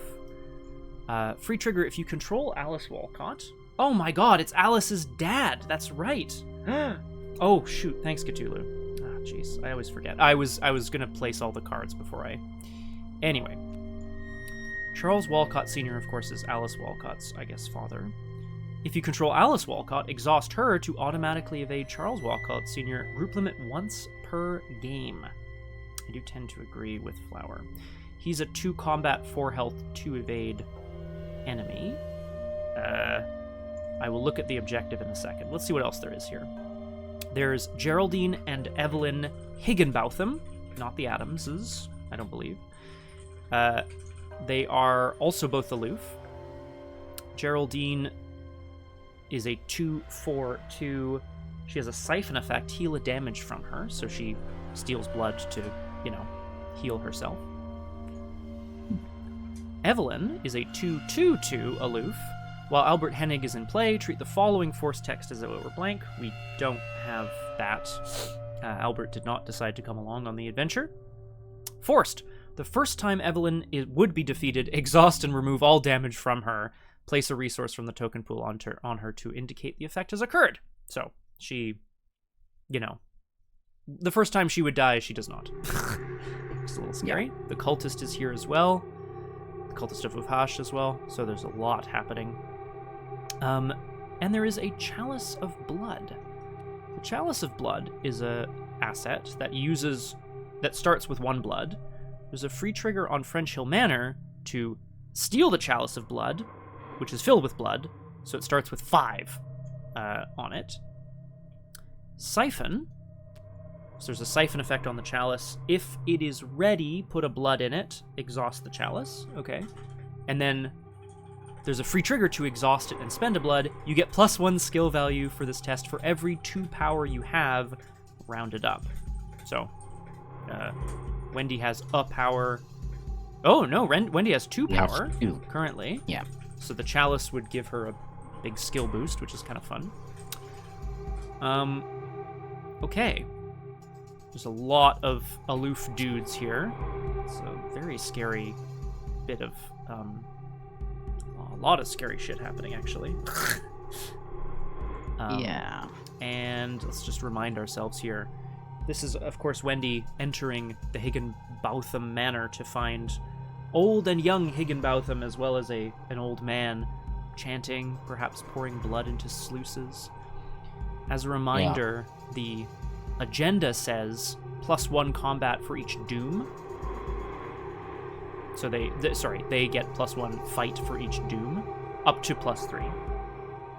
Stop the Ritual says, place clues here to give them -1 combat for each 2 clues here. So you can kind of reduce their fighting values by disrupting the ritual up to a certain amount. And the objective is, if there are 5 enemies here, immediately advance. And if any of them go to the victory display, they lose aloof. Correct. And there's also a forced effect on the French Hill Manor, which is when one of them is defeated, we spawn a random set-aside enemy at this location. So that they, like, more of them kind of come out of the woodwork. But we're trying to get them all. So there's a lot to track here, to be sure. Cthulhu mentions, dynamite was mentioned, and then Cthulhu mentions the big grenades, which would also be pretty useful here. Mm-hmm. And, yeah, strong-armed. You can hurl one into somebody's head. Okay. Crosshair, we're back. We spawned a lot of people. There's an old lady, a young woman, an old man. They are all chanting around a chalice filled with blood as Wendy moves into the French Hill Manor. What does she do? I guess she picks up a chalice of blood. Seems good. Yeah, I don't disagree. They all currently, none of them have, like, turned to attack her yet. Whether or not that will change, I don't know. I was thinking that maybe this French Hill Manor or the Hagenbauthams are Wendy's, like, the Adamses' neighbors. Oh, that's nice. So maybe they're not going to be too mad at her yet, because they're neighbors. Yeah. Yeah. So this gets... I think it's 4. Yeah, it says, it is filled with blood. Place 4 additional blood on it once per game. Yeah. So...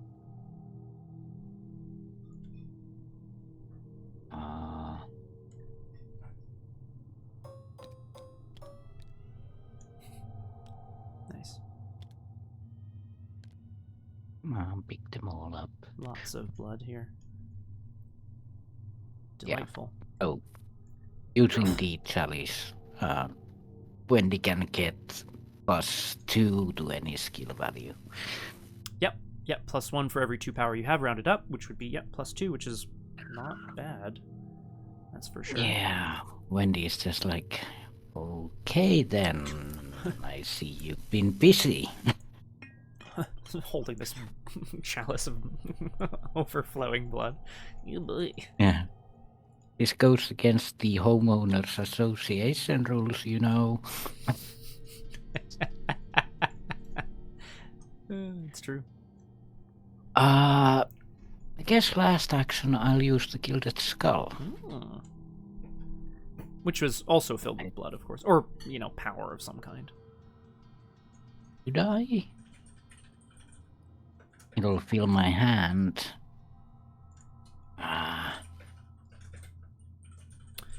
I mean, yeah, I think the trade-off, though, is that you'll get resources, which I feel like is maybe what you need. It kind of depends on what you have and what you need to do. Yeah. I don't have to, of course, draw all of it. No, that's true. I could spend 1. Yeah, that's true. Because then I'll have a full hand and 2 resources. Mm-hmm. In upkeep, yeah, that's right. That's true. Yeah. Which is let's go just enough for Sanguine Lexicon, too, which is nice. Yeah, let's go with that. So, 1 resource, 1 draw. Alright. Yay. Yay.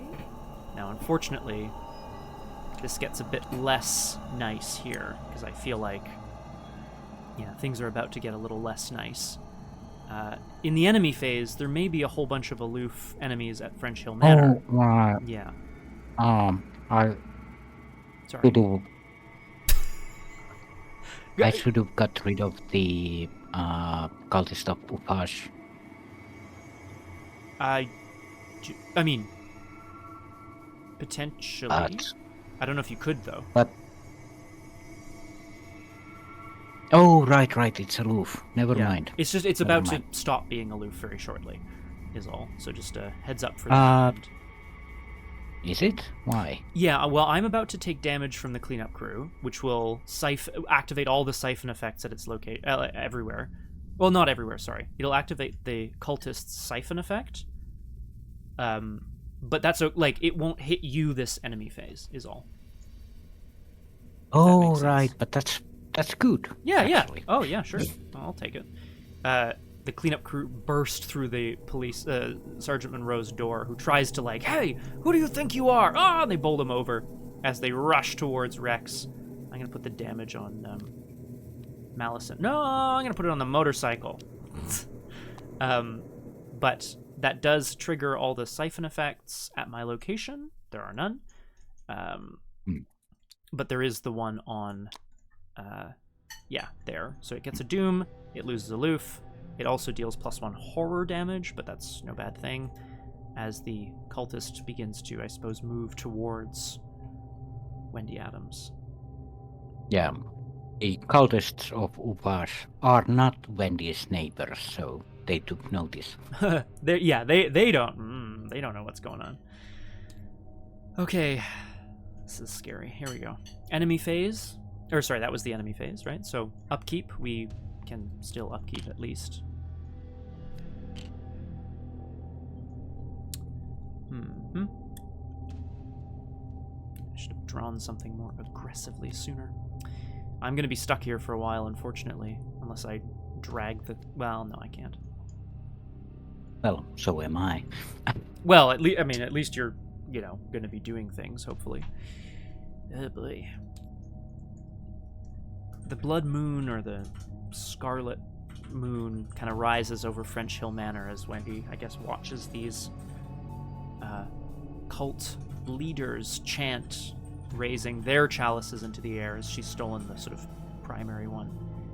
We go to 2, but currently 3 out of 6 doom. The combat is only given to blood magi enemies, so not the little weenie cultists, which is good. So 2 doom, but currently 3. Sorry, we should have patrolled the patrollers as well. So this cop moves here. This guy's already at his place, so I think he's good. Yeah, okay, cool. The cops are far too slow for everything that's been happening tonight, and I'm going to draw Losing Hope. It gains Surge, which is nice that I can't have 2 copies. A Cultist of Ufhash, which spawns at the French Hill Manor. Sorry. Which is aloof. Currently. Yeah. Still aloof. Oh, right, and they lose aloof only when there's blood maggots in the victory display. Correct, yeah.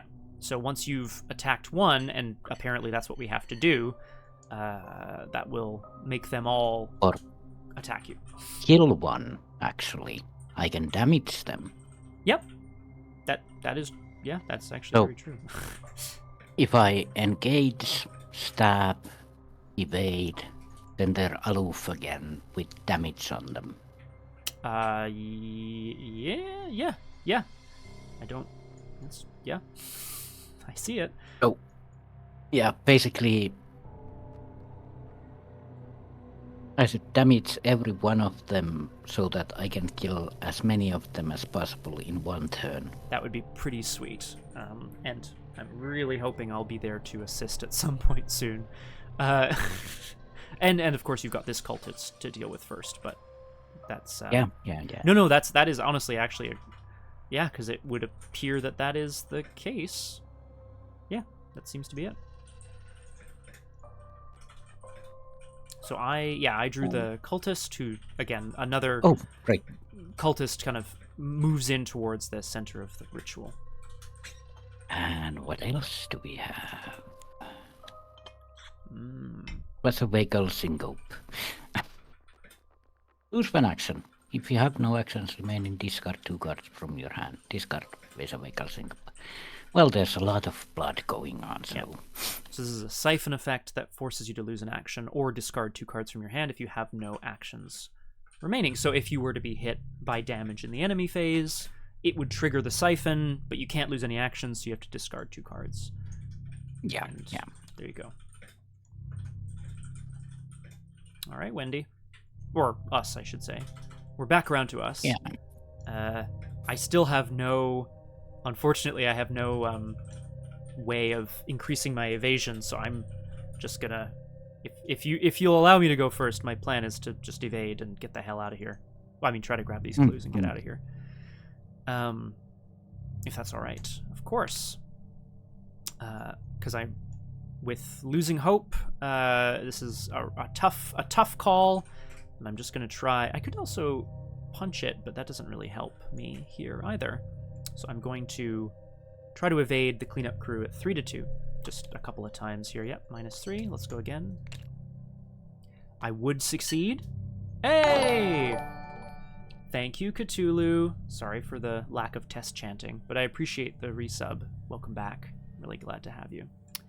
I would succeed, so I must return this to the bag and reveal a new token! It's a fail this time around. This is absolute trash until I draw.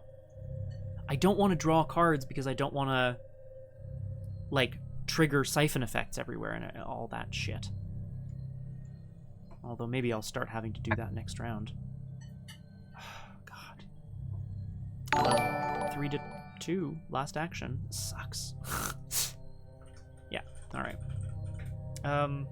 Remind me to, like, be more aggressive next round with drawing cards and things like that. Maybe I'll take a manual dexterity or something. Pass the turn to you, Crosshair. I unfortunately can't really do anything without clues, so... Oh, I was going to try to get clues first here. Oh well. It's okay. I'll pass the turn over to you. Right, well, the first thing is, because these cultists are bothering Wendy, Wendy will bother them back by stabbing them. It's one cultist that has taken notice of Wendy. Mm-hmm. So yeah, that's classic 7-2 attack. Yeah, that should work really well, I would imagine. There you go. Yeah. Yep. That's another doom done. Right then. Here. I could come help you. There you go. Just for you, Cthulhu. Yeah, hey, look, I wouldn't be mad, Crosshair. I realize that kind of puts us in a rough situation to have to, like, run back in and stuff, but I think the sooner we can both be there, the sooner I can grab the clues, use them to reduce the fight, help with evading or fighting or whatever, so that might not be a bad thing. Yeah. The only issue is that I won't make it there in time. You won't make it there in time this turn, no. You could track shoes to downtown and then run into the police station, but whether that's what you want to do.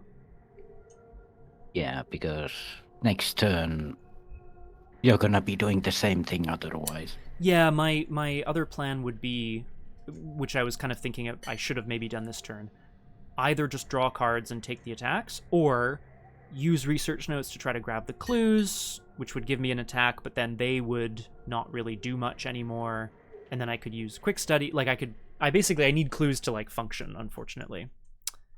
Yeah. Dynamite Blast too. Other option is to get rid of this cultist of Upash. Mm-hmm.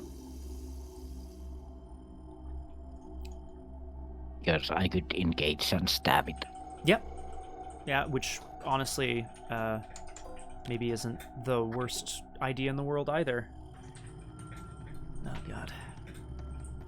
Yeah, because it's a whole turn to get there, and then I need to use a whole turn to get back here. Yes. This is, as a reminder, this is why movement tech is good in Arkham, says me. Knowing that I haven't taken very much, unfortunately. I guess I have the motorcycle from Yeah. That would definitely be something. The cultist will also lose aloof on in the enemy phase because this guy's gonna hit me again. So if you'd rather only spend one action next turn, you could, I don't know, engage in. You'd have to fight and then evade someone else. Maybe that's less good. Actually, I could use my 2 actions to do a thing. I like because things. cultist will engage me, but not deal damage, and the doom isn't an issue quite yet. Not yet. It will be soon. Yeah. So I'm hoping the actions that you want to take, I hope are good ones. Yeah. Go for it. Sounds like a plan. Yeah, let's do that. Because while everyone is busy with this cult ritual and stuff, well, maybe this isn't quite a bank job. But Wendy picks up a thing or two here and there, learning about blood magic and stuff like that. Oh, So, okay, yeah. as an I was like, wait, money. What do we? But I understand the lexicon requires money to Yeah. function. Well, or it requires stuff, I guess, from Yeah. the place. And other things also require stuff. No one else. So I'm gonna spend 2 actions and 2 resources to get 8 resources. Okay. Well, that definitely will certainly help. In that sense, as the cult continues to, I don't know, perform whatever dark ritual they have. Rex is currently being one guy's got him up against the wall and is just like slamming his head into it. I'm gonna take a damage in the enemy phase. Oh, sorry, at the start of the enemy phase, a clue moves to the thing, and then I take a damage. Oh god. Well, cleanup crew will leave at the end of next turn if nothing else. Yeah. And then we go to keep once more. Well, that's something. Oh, it doesn't help.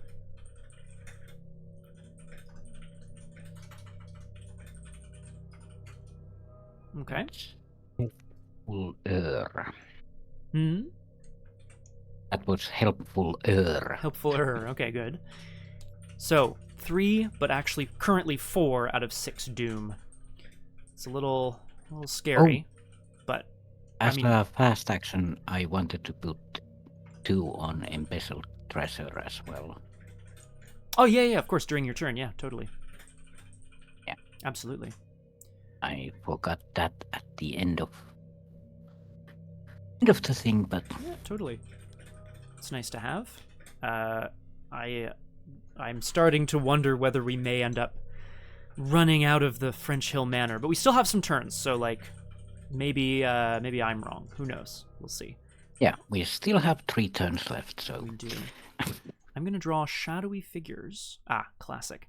Choose the farthest unrevealed crime scene location and reveal it. I believe there are now none left, because the newspaper is the only place, but it's not a crime scene.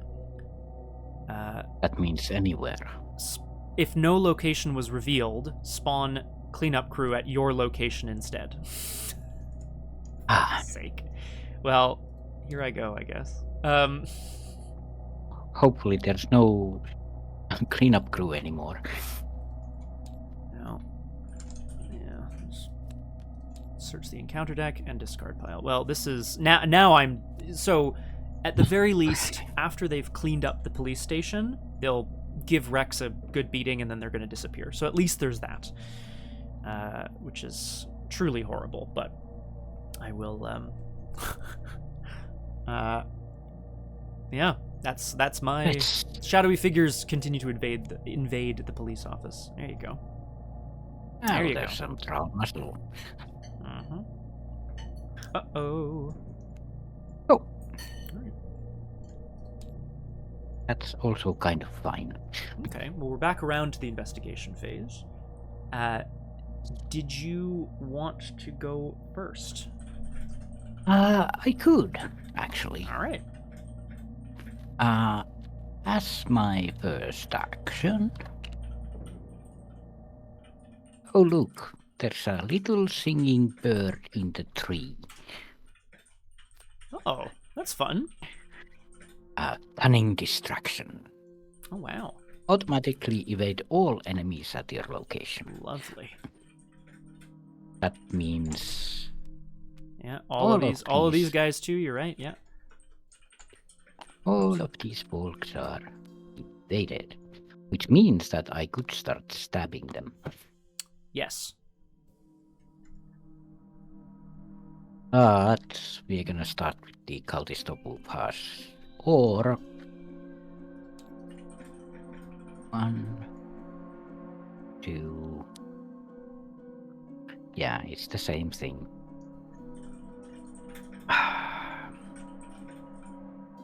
Goes, you can't handle that. That's pretty clear. No, I can't. But again, in the enemy phase, they're gonna steal the last clue. They're gonna beat me up a bit, and then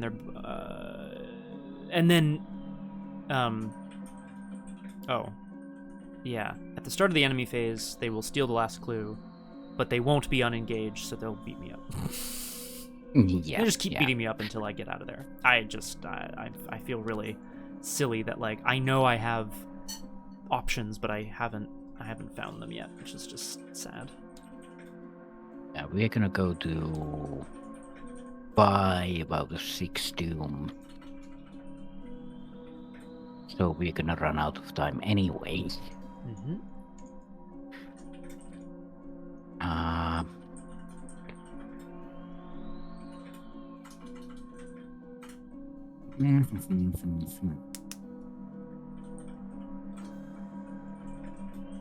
Do you want to talk me through the various thoughts or plans you have going on here? Things you're strategizing?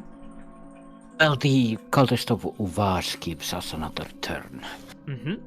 Yeah, and it's not aloof, so you can just, like you said, just kind of stab it instantaneously, which is not instantaneously, but you know. I could have used 2 actions to stab the troll muzzle as well, but it's 3, so. Yeah, no. So instead of the cunning distraction, you could have stab kind of thing. That's true. Yeah, but let's just go with what's necessary. So stab on the cultist. Okay. So that's a 7 on 2, and that's currently a -3. I should move that down. Yeah. Oh, still works. That's another cultist down. Now the question is, do I move towards you to clear you out next turn? Or do I start doing stuff here? Well, so the objective is that we have to, in theory, get all 5 of these boss enemies in the victory display. I mean, bosses, I put in quotation marks. Yeah. That's perhaps unlikely, I guess, at this point. It's which is a good, and that is what it is. If the question I think we have to ask ourselves is like, is it worth trying to defeat some of them before the agenda advances, or do we leave the ritual behind? And there's an action on French Hill Manor to resign. There's nothing more we can do. And that's kind of the question to ask ourselves is like, is it worth trying to disrupt the ritual enough by killing some of them? Yeah, because let's see. We have 3 turns left. Yeah, we go to 4, we go to 5, we go to 6. Yeah, we have 3 turns left. Right. The rest of this turn and then 2 more. That's right.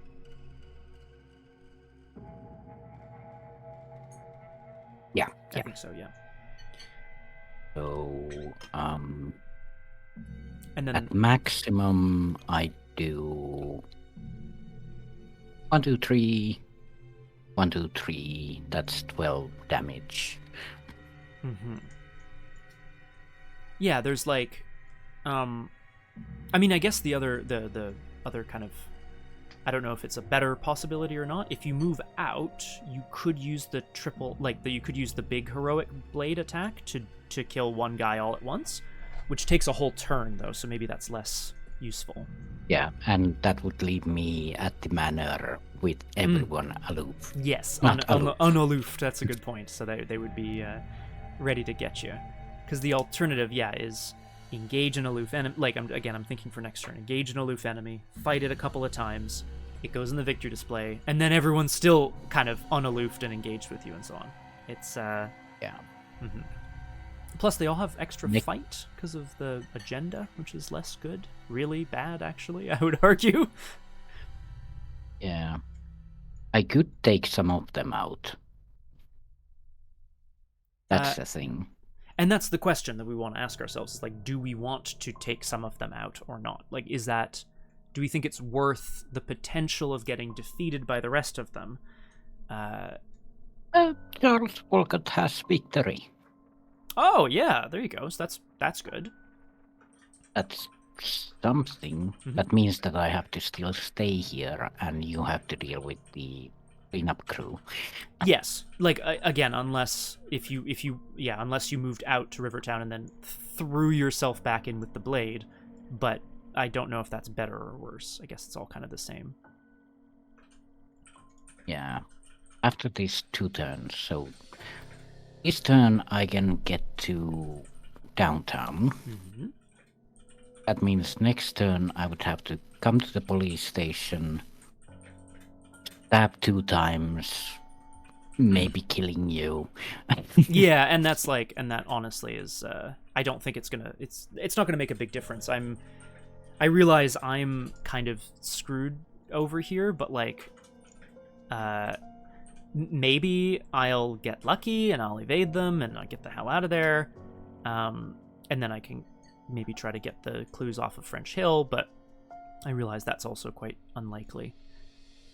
Yeah, so I'm going to resign myself to the resign option. Okay. At the moment. That makes sense. So there's a lot of cultists and they have a lot of power, so it is what it is. Yeah. Story-wise, Wendy never liked the Walcotts, honestly. So the worst. He's gonna stab. Do I want to stab them or stab the Troll Muscle and then use the Sanguine Lexicon next turn? It came up in chat as well. Even though they're like, I don't remember what I said earlier, but aloof enemies do still have to be engaged, even if they're evaded, to attack them. So right. So in fact, I think the Thrall Muscle's probably your only choice. I guess you can can engage an evaded enemy and they won't hit you in the enemy phase, but it will be an extra action. So there's still options here, but yeah. Let's just move on and stab the Troll Muscle. Yeah, get him. Wendy's used to stabbing these trolls, honestly. Yeah, that's what she does. 72. There you go. Yeah. Hey, save some of that for me. Cool. So that's 2 damage, and that's my last action. I don't even have a plan, I realize. I was thinking I could have a plan, but that doesn't actually help me here, because I don't have any clues. Just thinking out loud. Sorry, yes. Okay, attacked. Excellent. Yeah, but I can next turn move out. Oh, but then I can't resign. With the big swordy sword, yeah. Yeah. So my last turn has to be kill Charles Walcott and resign. Somehow. Yeah. Yeah. That's doable.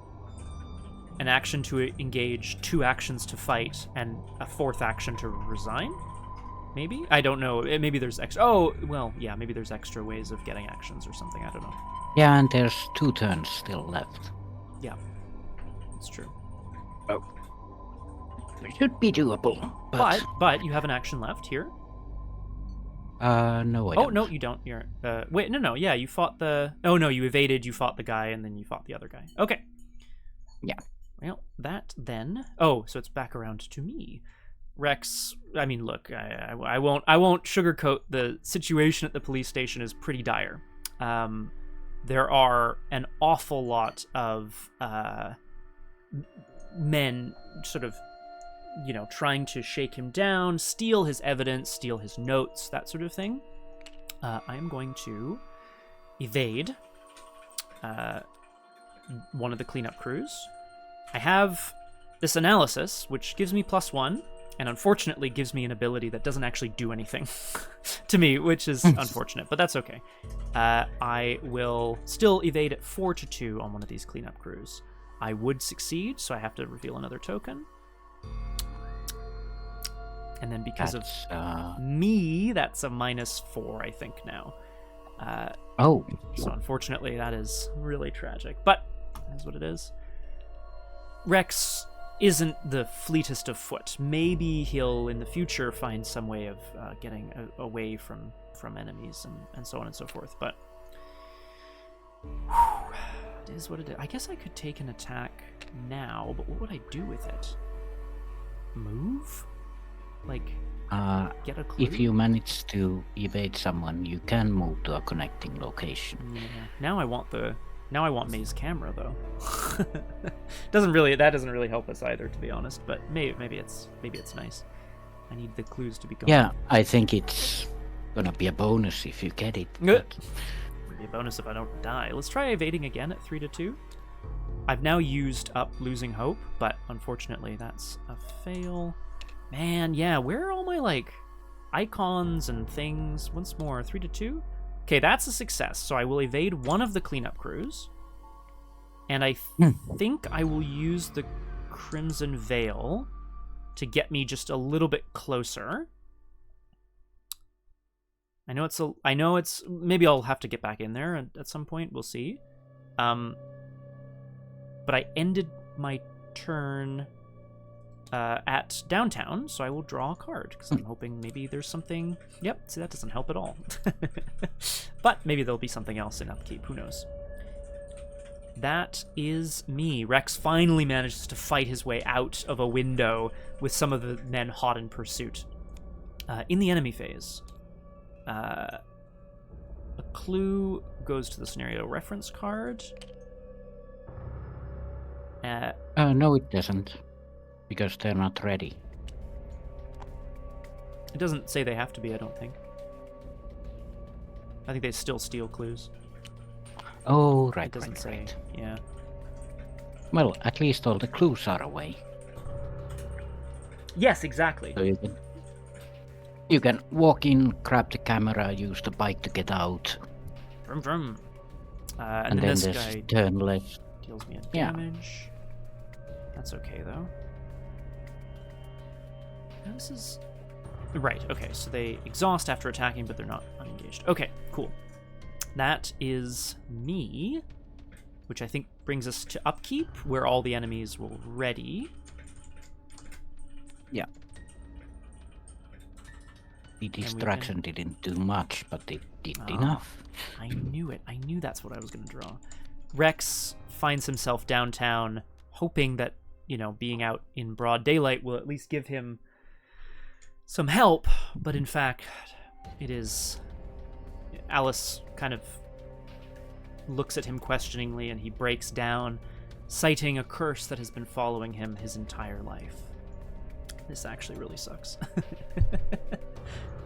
Whee! Oh, right. Yeah, of course. Yeah. So now they're both happening. I still don't have any. Yeah, but at least they happen only once. Hooray! So if you succeed at a skill test, both of those will fire. Mm-hmm. Right. Yeah, and I guess I would choose the order of them because they're both forced. So I guess I would probably choose losing hope.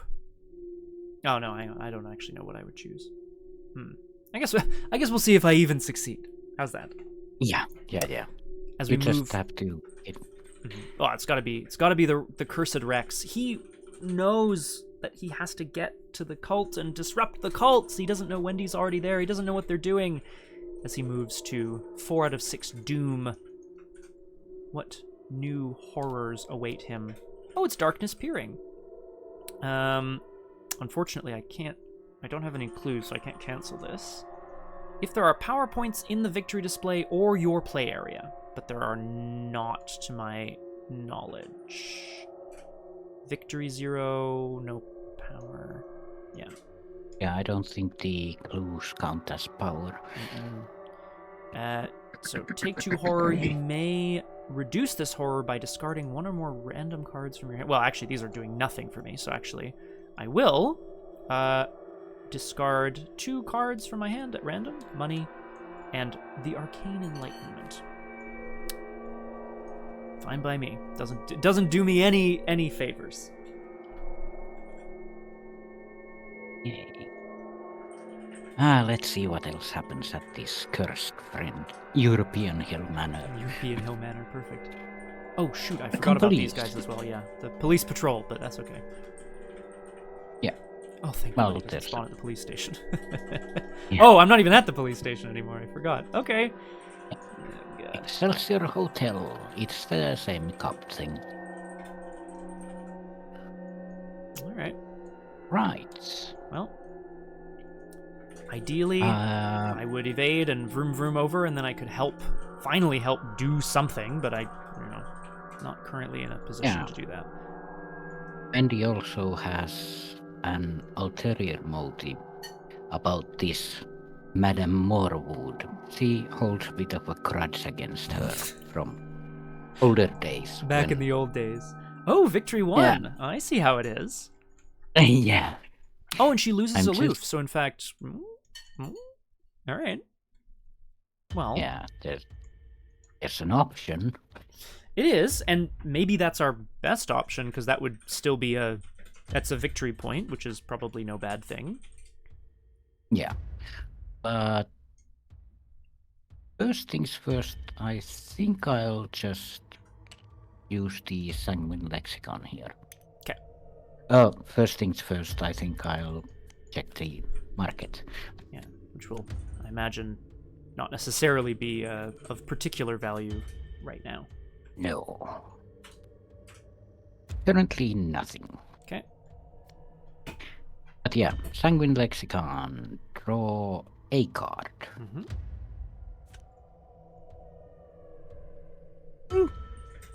Yeah, that might help if I was planning on taking any damage. So I'm gonna discard a card at least. Yeah. And another card. And I'm gonna put 1 damage on the troll.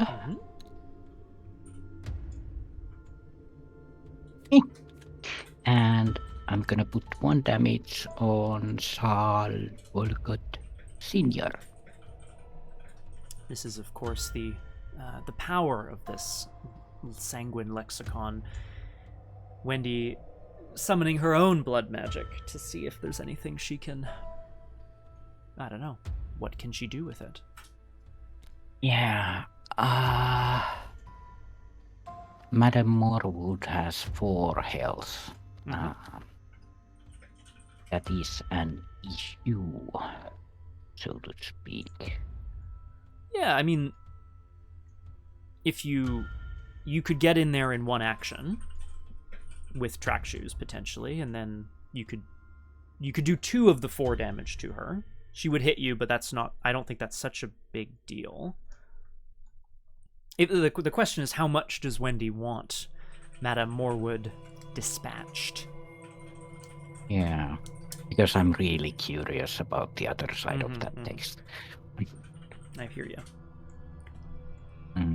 But I'm just thinking if I have enough actions to then get out. I would take 2 damage, which is horrible because I've never taken damage. How dare you? Which would, for what it's worth, it would fire Vasovagal Syncope or whatever, which would, I think, discard... You would have to choose some cards to discard.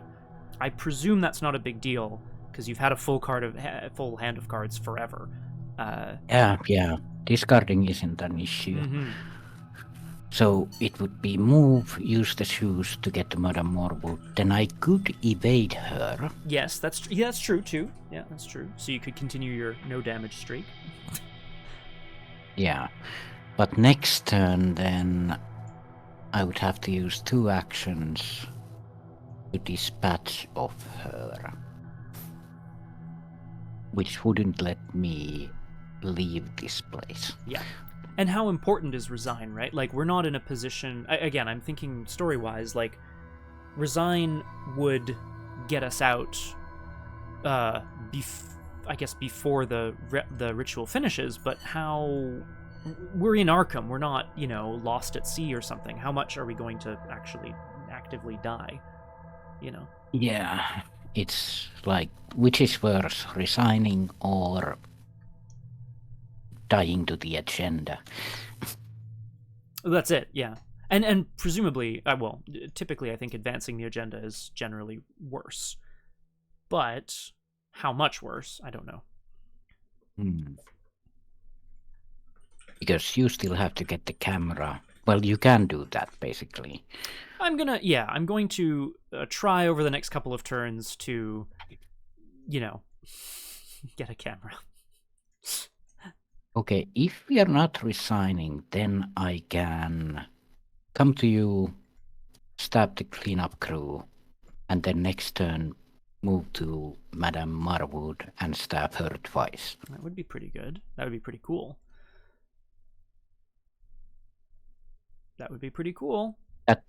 That's one option. That means you get the camera, Marwood dies. Cool. The other option is to use the Sanguine Lexicon now. It exhausted, I think, eh? Oh, yeah, right. That's it. Hi, Honeychew. Wonderful to have you here. Welcome to Doomed. I'm joined today by the Crosshair. Hello. The second option is to Rivertown, to the orphanage, stab Madame Marwood. Mm-hmm. Classic. Then next turn I have 3 actions. First one would be to stab Marwood. And 2 actions, move. And resign, potentially. Yeah. Or something. I don't know if there's something else, but that's, yeah. Yeah. But getting to you and getting the cleanup crew off your back means that you have a surefire way to get to the police station. Yes, I know I'm thinking ahead a little far. When the police come to my location, they could take out the criminals, and then he would attack me, but instead I get suspicion placed on me, and then I get thrown into the police station for free. Right. Maybe, and like, I know it's a bit silly, but maybe that's my line of play here.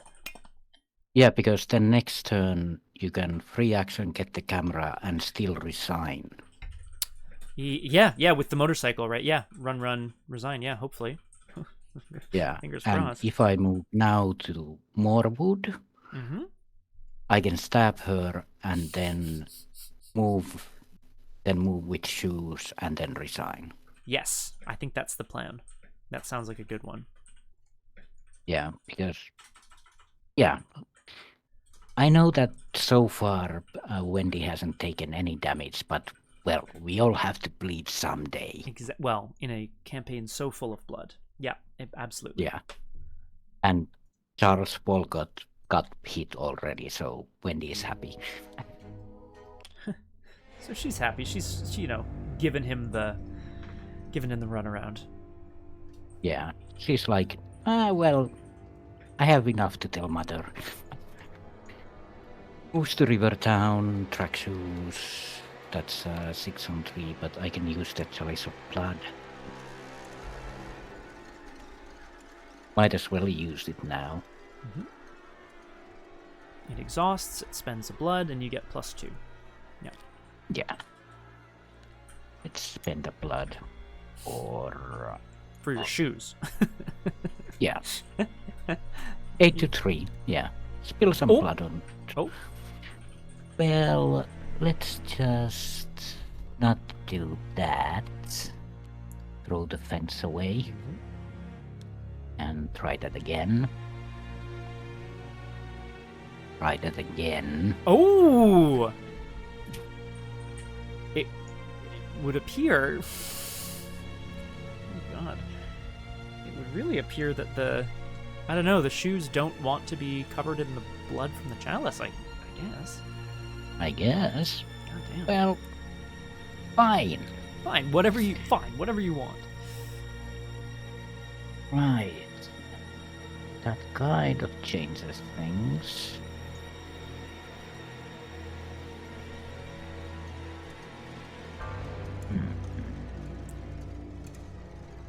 Because now I could move there, but then I won't have time to get away. Yeah, you're right. I think the resigning is probably out at this point. If you want to defeat Madame Marwood. If Wendy wants to take her on and deal with her. Other option is to get rid of Charles Walcott. If I move back on this turn. Yep, so that next turn you could engage him, fight him. And use the Sanguine Lexicon. Yeah, that's true. There'd be a lot of people on you, and hopefully you'd survive that, but... Well, I could resign before that. I might be wrong, but I feel like you wouldn't have the actions for that. Yeah, because if I now move back, Uh-huh. then start of next turn I can engage. Oh, right. If I end up there, and he's, like if I'm there, I can actually do something and help by evading Charles Walcott, which would be nice. But that would, but like, if he was engaged with you anyway. But that doesn't really help here. Yeah. God damn. Yeah. Yeah, the real, I think the real, well, we'll have a little debrief, I'm sure, at some point. The real downside here is how many actions it's taken to have to, like, resolve enemies and, like, for me as well to... I've had a lot of zipping around, but, having actions be wasted by not being able to succeed at them is just so horrible. Yeah. Well, if I'm going down, so is Madame Marwood. Yeah, so, nice. That's what I like to hear. I guess I'll just wait here then. So that you can leap in? Yeah, Nice. I could leap in next turn and really give it to her. Yeah, totally, yeah. I think that makes a lot of sense. So that would mean... Oh! I'm still at the point where my shoe action failed, right? Yes, correct. Oh, yeah, there you go. Yep, you're right. Yep. This is good. Okay. Just noticed that. Perfect. So let's try it third time, shall we? Oh!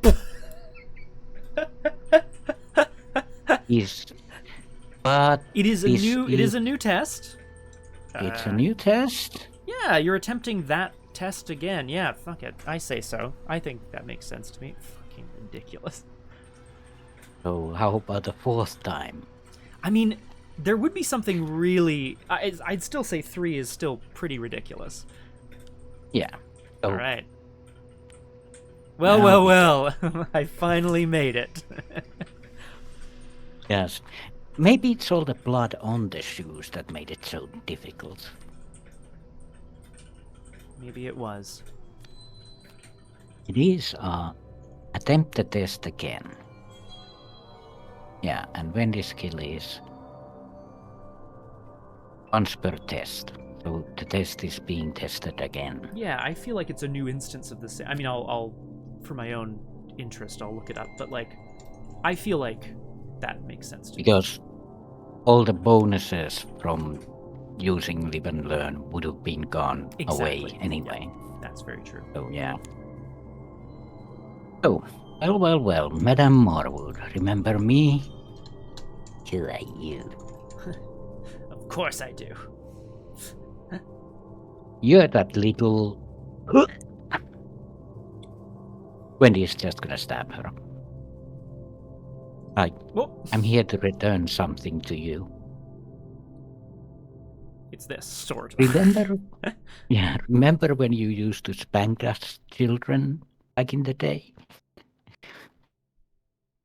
It's time for a spanking as well. So yeah, let's do classic 7-on-2 attack. Yeah. That's good. Yeah. Marwood has to die. She's.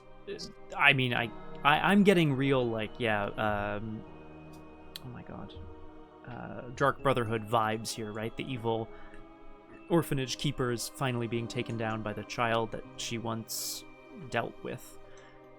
Yeah. When she was, for a moment, abandoned when her family wasn't around. Maybe they thought that Wendy wasn't suitable in living in such a family. Yeah, maybe so. I'm going to take my turn quite quickly because I can't imagine I will have any ability to pass this test. I'm just going to test evasion on the cleanup crew. Nope. Just very quickly. Nope. And one more. Nope. All right, great. Good. So this now takes us to the enemy phase, where patrollers patrol and hunters hunt. As patrollers patrol, there's a police enemy in the same location as a criminal, so I will choose one and discard it. I think at Rex, finally, a little bit of luck as the men sort of hold him over the street gutter and sort of like let the blood run down his face, and they're like, we're gonna make sure you never investigate anything again. Some shots ring out as the police finally make their way into downtown. Oh, I draw a card because I finished my turn here. Oh. Now that's far enough away that I don't know if oh, sorry, enemies cannot spawn here. So I will instead put it, I guess, here in the proprietor's office where so much has happened. This is Rex's curse incarnate is the thing that follows, which I will get to in a moment. The Arkham police would deal damage. They recognize Rex as being like, oh, it's that troublemaker. There are no clues. This guy goes back in. Place a set-aside skull on your investigator card. Exhaust and disengage Arkham police. Move to the police station for questioning. Now that I'm here, I think there's a free trigger window in now. At the end of your turn anyway, or right, or at the end. No, but in the enemy phase, I think there's no clues here, so I'm going to finally. Rex is back. He's in cuffs, but right in front of him, evidence. May O'Brien's camera. He cannot believe his luck, which I put in quotation marks. What else there? May's camera is a tool. You get +1 book. After you discover a single clue, exhaust May's camera, place a clue from your location on May's camera. Okay, so it snaps up clues from other things. And then there's an action to exhaust May camera. Investigate. If you succeed... Oh, I see. Okay, yeah. So you can then investigate with the camera to take control of the clues on it. So it allows you to, like, take extra clues, but then you have to spend actions later to get them back. It's kind of like research notes, actually, in a weird way. And the thing is that you place a clue from your location on the camera, and then you can get multiple clues later. That is true, yeah. And of course, Rex's ability would potentially, if I still... Oh, no. After you discover a single clue, May's camera steals a thing. Okay, at the very least, Rex in handcuffs in the station. At the very least, he manages to nab May O'Brien's camera and tuck it into his bag, and no one noticed. He smiles. If only there was enough time to disrupt a ritual, but at least he can go back to May. And now I'll pass the enemy phase over to you, Crosshare. Yeah. Well, after getting stabbed, Madame Marwood... well, there's a bit of a tussle in Madame Marwood's office between Mendy and Marwood. And for the first time, Wendy takes a hit, like, you dare hit me? No one makes me bleed my own blood. Yeah, was just about to say. This fear of, Oh no, it's not a fear. It's you faint when you see blood, or your own blood, I guess. Ah, but I don't have any actions, luckily. Well, if you have no actions remaining, discard 2 cards from your hand. They've thought of everything, those sons of guns. That's good. Cherish, keepsake, and stealth. Goodbye, my friends. This is all good. This is better this way. So we can go to upkeep. Oh, and did I say Hunter's Hunt? Ah, there it is. I have to show this at the end because Okay. it's funny what I draw. Well, it's definitely not been a great last agenda for Rex. As we go to 5 out of 6 Doom, we still have a round left, which I imagine we're going to use to attempt to, well, seal Madame Marwood's fate anyway. I'm going to draw my encounter card, which of course, it's a cleanup crew. However, it now spawns at the location with the most clues nearest to me, which is Rivertown. Not here. So at least there's that. Oh, cool. Oh, luckily that doesn't screw me over. Phew! It doesn't, you're right. Yeah, Wendy can still potentially make But this will. Tonguing ties. Actually, yeah. 1 or more non-weakness treachery cards in the threat area. Non-weakness treachery. Yep. Me too. A direct damage, is it? Oof. Yeah. Well, it's just 1 damage. And honestly, it fires any siphon effects, though, because of... I mean, it's demanding your blood, which is good. But siphons only trigger once per round. It doesn't. I mean, it's mythos phase now.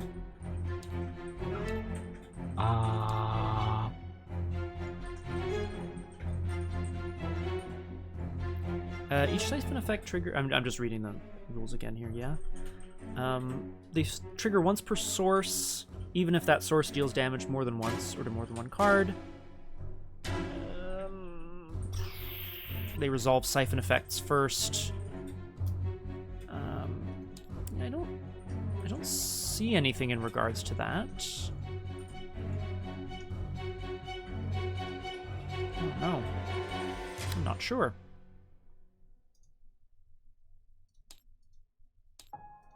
Yeah, because there's something lagging. Oh, getting 500 ping suddenly. That would do it. Sorry, what were you going to say then? Yeah. I thought that siphon effects only happen once per source. Like ever? No, like once per round or something. There was something about it. There was, yeah. triggering. I can go back here and it says, yeah, I think it's that each siphon effect triggers once per source, even if that source deals damage more than once or to more than 1 card. So like if you had you have a siphon effect in your threat area. If you took multiple damage, it would only trigger once from that damage. But this is a new source of damage, I think is right. Well, that screws things over. It does, because I know that you've only ever wanted to escape you've only ever wanted to escape the fight. What am I trying to say here? Yeah, I was going to resign after. Well, I mean, you still could potentially. Oh no, because I only have 2 actions. I mean, you could by not killing Madame Marwood, right? You could move, and then resign. That's not an option. Well, then there you go. So the question is, what's more important, the victory point or the resigning? It's always the victory point. I tend to agree. I'm not really sure what else is happening in this scenario. But how do we kill Madame Marwood? Also, is there anything else I can do? Well, anyway, it's on to us. Because basically you can escape, I believe. I'm not sure because, moving I can move with the bike, and then I'll have a couple of people engaged with me, like move, resign. I think I can do it. It's gonna really hurt. A lot of... Yeah. Like, people are gonna die if you do that. Or is it the motorbike? But yes, I think... Yeah, I don't know, does... How do you feel about me trying to escape while oh god, actually let me just quickly calculate this here. I would need to... Yes. I'm sorry. You take 4 damage from the Arkham Oh my police, god, they do 2 damage? Oh, jeez. Yeah. Oh, so it's 5 damage overall. Absolutely not. Then there's no way. Yeah, I only have Malice and I have 1 health remaining. Or I'm sorry, I have 2 health remaining, but I can take a damage. Put 1 on Alice, I can put 1 on the motorcycle. If I move in, I could evade. And then I would move resign. Yeah, I don't have enough. So... if I could get to French Hill Manor, I could get... Nope. I was going to say I could get some of the clues. Not all of them. Yeah, there's a victory one there. I know. I was looking at that and going, that would be nice. But I can't get... I even if I could get there, I don't think I could get all the clues, so... I really don't... unfortunately, I don't have... Oh, hang on! I can use the Crimson Veil. Okay, Crosshair, I'm gonna try this, basically. I'm gonna... Because of the Crimson Veil, I'm gonna get the Arkham Police. If I can evade an enemy, then I can get out of here with Crimson Veil. So my hope is that I can still try to do this. Rex is going to just push his luck one more time. They're like, hey, what? You've already been... You know, he's immediately caught escaping the police station. Oh, and of course I have losing hope in Rex's curse, so actually this is very unlikely. However, we have to try. I will parley at 3-2, and I'm going to commit a couple of willpower icons to be at 5. Here we go. So 5-2. I would succeed, so I'll put it back and draw another token. Cultist, -2. And so I still would succeed, so I have to draw an additional chaos token with Rex's curse. -1? No, that's bad. Alright. If you fail, search the encounter deck and discard pile for a copy of Cleanup Crew. You know them, you love them. Nice. And they spawn, of course. There. Oh god. Well, now it's really just life or death here, as Rex is gonna just try to talk his way out of it, I guess. Yeah. 3-2. I no longer have anything to commit, so losing hope is done, and Rex's curse goes back because I failed. So 3-2. Nope. One more. Nope. Okay. I'm in big trouble. The cop is like, all right, come on, Mr. Murphy, you've made more than enough trouble for one night. But over at the orphanage. Yeah. Wendy will basically plunge the blade into the Madame Marwood's chest, like, well, you won't be hurting my little brother anymore. Hooray. Well, maybe it was her friends or brother or someone that Madame Marwood allegedly was hurting, so let's go 72 and let's just, why not, roll. Use that blood. Do I want to... You're up to 9-2, I believe, is where you're at. Or 9-3, I'm sorry. Yeah, 9-3, so that's -6, and the maximum is 4, I think, skulls. Yep. 5. Let's throw comps. Oh, sure, perfect.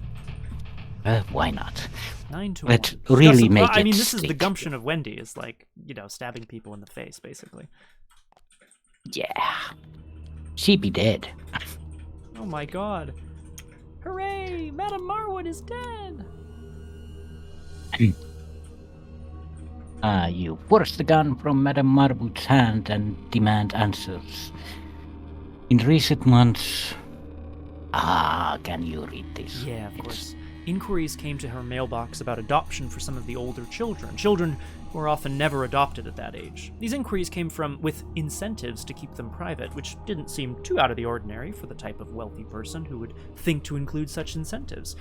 She admits to coordinating the adoptions of 3 young teens within the weeks surrounding the massacre at Brentley's auction house, with the most recent being just 2 days ago.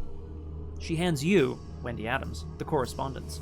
While the incentives were sent anonymously, they indicate a return address for responses. You've narrowed down the address! Place a set-aside tablet token as evidence in the victory display, turn this card over, and place it in the victory display. Yeah, well, maybe Wendy didn't kill her per se. Here, there we go. Give you some space. But hurt her enough to send her over to the police. Like, Oh, yeah. for the crimes she's committed against innocent orphans and stuff like that. As a last action, let's use the sanguine lexicon and wait for the police, I guess. For the lulz. When it's just, when it's just sitting over the bloodied, mangled, not corpse of the... Yeah, I mean, body, for sure, yeah. Yeah, and reading some bedtime stories. So I'm going to draw a card. And then I'm going to discard 2 cards, which is Jury Rig and Ancient Keepsake, to gain 2 resources, which I'll put on... Oh, I should have done that before, but oh well. I think it exhausts anyway, so it would have... I think this would have been only one once this turn. Should have used it last turn, but... This way, Wendy's going to start with a lot of extra treasure this next game. Well, it's only 3, but... Still. Yeah, well, I mean, that's, like, for such a money-hungry, well, I was going to say orphan, but again, we know she's not an orphan. In the enemy phase, any ready enemies, so this clue gets sucked up. Rex takes a beating as his motorcycle is trashed by the police, and they drag him off once again to prison. This is less good. Classic Rex, though. But we do go to upkeep before we advance the agenda, so just in case there's anything exciting here. The thing that follows hunts towards Rex, but that's maybe not too scary. Oh, the irony of drawing this last. No, there's my cat. She came to you, finally. Found the cat.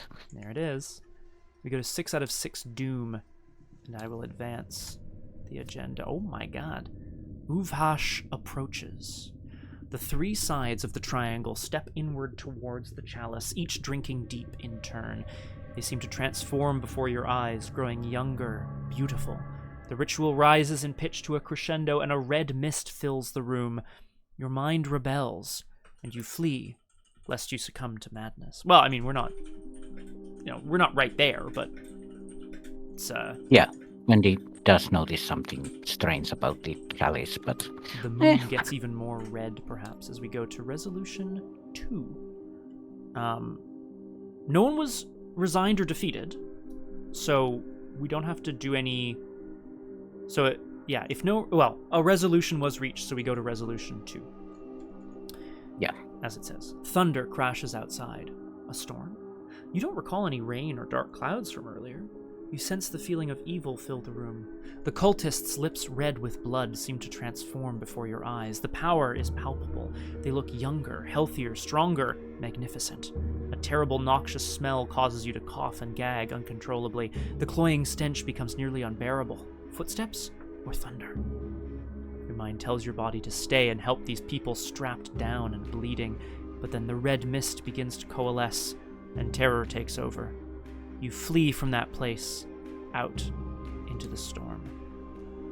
An amorphous mass of wildly flailing tentacles, multi-eyed and seemingly drenched in blood, towers over the Higginbotham Manor. That is the last you remember.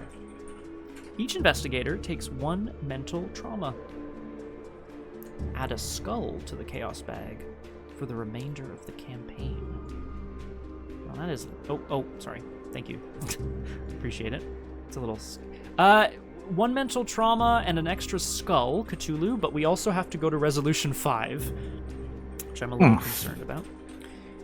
You have no doubt now that the attack on the auction house and the missing persons are connected. The golden chalice was stolen from the auction, and there it was in the basement of a wealthy socialite, a blood cultist. You, Wendy Adams, hold the chalice in your hands. You aren't sure why you took it with you. I mean, I think Wendy knows, but, it's a clue, you decide. But where are the other artifacts that went missing? Where is the crown? If only everything had been there in crates all buttoned up. Maybe then you could sleep at night. But nothing fits as it should. Where is the professor, Lydia Mikhailov? Is the foreign collector, Nicolae Dragonescu, involved? Where are the rest of the artifacts stolen from the auction house? And what about the man with the glowing eyes, the one drinking from the bodies in the Brindley warehouse? You read the next day's paper, looking to see what the police have found about the cult. Instead, you are surprised to see a story about a lightning strike leading to a fire at the Higginbotham house. Alice Walcott is in Rex's deck, so I will read the following. I can't believe it. He was ready to kill us, kill his own granddaughter. Oh, God. How many others have disappeared this way? She looks at Rex, emotions rippling across her face. I can't go back, can I? My family, who can I trust? Thank the stars I found you. I have an account in my name. I'll make a withdrawal and then... Well, then what? If my grandfather is involved and Mrs. Higginbotham too, I don't know if there's anyone we can go to with this. But we have to do something, don't we? We have to do it ourselves. Check the campaign log. If May O'Brien is alive, read the following. Which she is.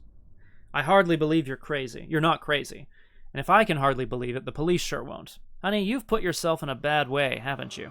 I got you into this. Wouldn't be right if I didn't help you now. I think it's time I got out of this hospital and started doing my part. Any investigator may choose to add the May O'Brien story asset to their deck, ignoring deck building restrictions. I'll keep reading here because we can decide who gets what story assets, if anything. If May's camera is controlled by an investigator, you found it! Any investigator may choose to add May's camera to their deck, which is nice. If any investigator controls the Chalice of Blood at the end of the game, that investigator adds both the Chalice of Blood story asset and the Power of Blood story weakness to their deck, ignoring deck building restrictions. Remove 3 evidence from the victory display. Each investigator gains 1 experience for each remaining evidence in the victory display, and victory X for each card in the display, and then power. Okay, all right, that's a lot of stuff here, so hang on. We have to remove 3 things. Actually, I'll leave that one because that one was cool. We'll remove these 2. 3. Cool. So we earn 1 XP for each evidence in the victory display, which is 2. Yeah, 1, 2. Then power stuff, no power. No power in the victory display as of now, that's correct. Yeah. Then the Miskatonic office gave us victory, yes. Lovely, yeah, I agree. 3, then 4, then 5. And then locations. Was there... I can't remember if there was one with victory on it or not. I don't think so. Yeah, the only one was the French Hill Manor. Yeah, that's it. Yeah, so that's 5. 5 XP. 5 ain't bad. 5 ain't bad. That's your 6 from last time. I don't know how much you spent, but there you go. Perfect. All of it. No power. I think. I think so, yeah. So, someone can add May O'Brien. Someone can add May's camera. Crosshair, you controlled the Chalice of Blood, so Wendy gets the Chalice of Blood and the Power of Blood story weakness. Which I suppose I don't actually have. We should look at. Yeah, let's... Oh, here. There's the Power of Blood. What is the Power of Blood? Oh, sorry, it's hidden. My bad. I didn't read it. I just saw hidden. Yeah, permanent hidden. May O'Brien is a 3-cost ally, 2 health, 2 sanity. You gain +1 willpower. She's a companion. When May O'Brien enters play, search your hand, play area, and deck for a tool asset. Attach it to May O'Brien. Wowzers, that's good. Shuffle your deck. Each tool asset attached to May O'Brien does not take up any slots. So she could start the game with, say a camera, or her camera, or a Hawkeye folding camera. Yeah, which is quite nice. Or, of course, if Wendy recruits her, it has to be a tool, so I don't know how many tools she has. But yeah, I don't have any tools, really. Yeah, I have no tools, so... darn, okay. All yours. Okay. Yeah, I guess you have some relics and things, and the meat cleaver is probably not a tool, I imagine. I actually don't know. But, we'll take that, which is no bad thing. And that... I'm actually gonna show this, because even if it's hidden, because I don't understand it. Yeah. I mean, should we talk about it? There we go. Whoa. Oh, well, here, this might help. There's a bag here called Blood Magic, which I will put near you. Oh! Which might make sense. Oh, okay. Yeah, but let's just... It's stupid to be hidden anyway. Remove all copies of Blood Magic from your deck and set them aside out of play. Search your bonded cards for a random copy of Blood Magic and put it into play. So I think when the game begins, you're going to... I'm just going to quickly check. Yeah, I think you're going to shuffle up. Oh, there's a pile of cards here. 14, and one of them is going to start in play every game. Yeah, and it's a permanent, so... Whoops. Well, it's a hidden permanent, but because we are playing a multiplayer like this, I think that's fine. For the purposes of story, Wendy has taken the Chalice of Blood, which she used to exact revenge upon Madame Marwood, but now the Power of Blood has given her... Well, we don't know if it's good or bad, but it's given her some sort of blood magic, which we've always said was Wendy's sort of jam, anyway. Yeah. Raspberry jam. Yeah, her raspberry jam, as it were. Well, a wild ending, and a very unfortunate time for Rex, and a very close, very close scenario in terms of resigning, at least, for both Wendy and, well, I guess Wendy and Rex, I guess. But that brings us to the end of Scenario 2, Feast of Flesh. Scenario 3 is called Astral Dreams, which I think will be a lot of fun. It's gonna get interesting. Should be. That brings us to the end of Doomed for today. Crosshair, I gotta dash pretty quick because we've got, of course, Drew Crew in about 25 minutes, which is pretty exciting. Join us for Drew Crew over on Elizabeth's channel. And tomorrow, starting at 6 p.m. Eastern, it's Endless Night, a special event on Montreal by Moonlight on RPG Clinic. If you're not caught up with the story, don't you worry about it. It's going to be a fun special event. Come and join us for that. But I have to thank you, Crosshair, because I thought that was a really cool end to the scenario, if a relatively complicated one. There was a bit of thinking, and more thinking, but oh well. No, it all worked out. Sure. And I think I'm definitely going to consider my XP expenditures for how I can get out of the situation I was in during today's session, where Rex was just like, well, I can't get away from these enemies, so I guess I'm just gonna, so I think it's a question of figuring out what he can do to get away from enemies. Yeah. And we'll get back to this at some point. Exactly. Do stay tuned to the Discord. I know I've got a funky week coming up, so the Discord is the place to find out when it's happening next. Folks, thank you so much for joining us. I hope to catch you next time, and maybe even a very special Doom stream next week? ? So again, stay tuned to the Discord, and I will bid you all adieu. See y'all next time on Doom. Bye. Bye-bye.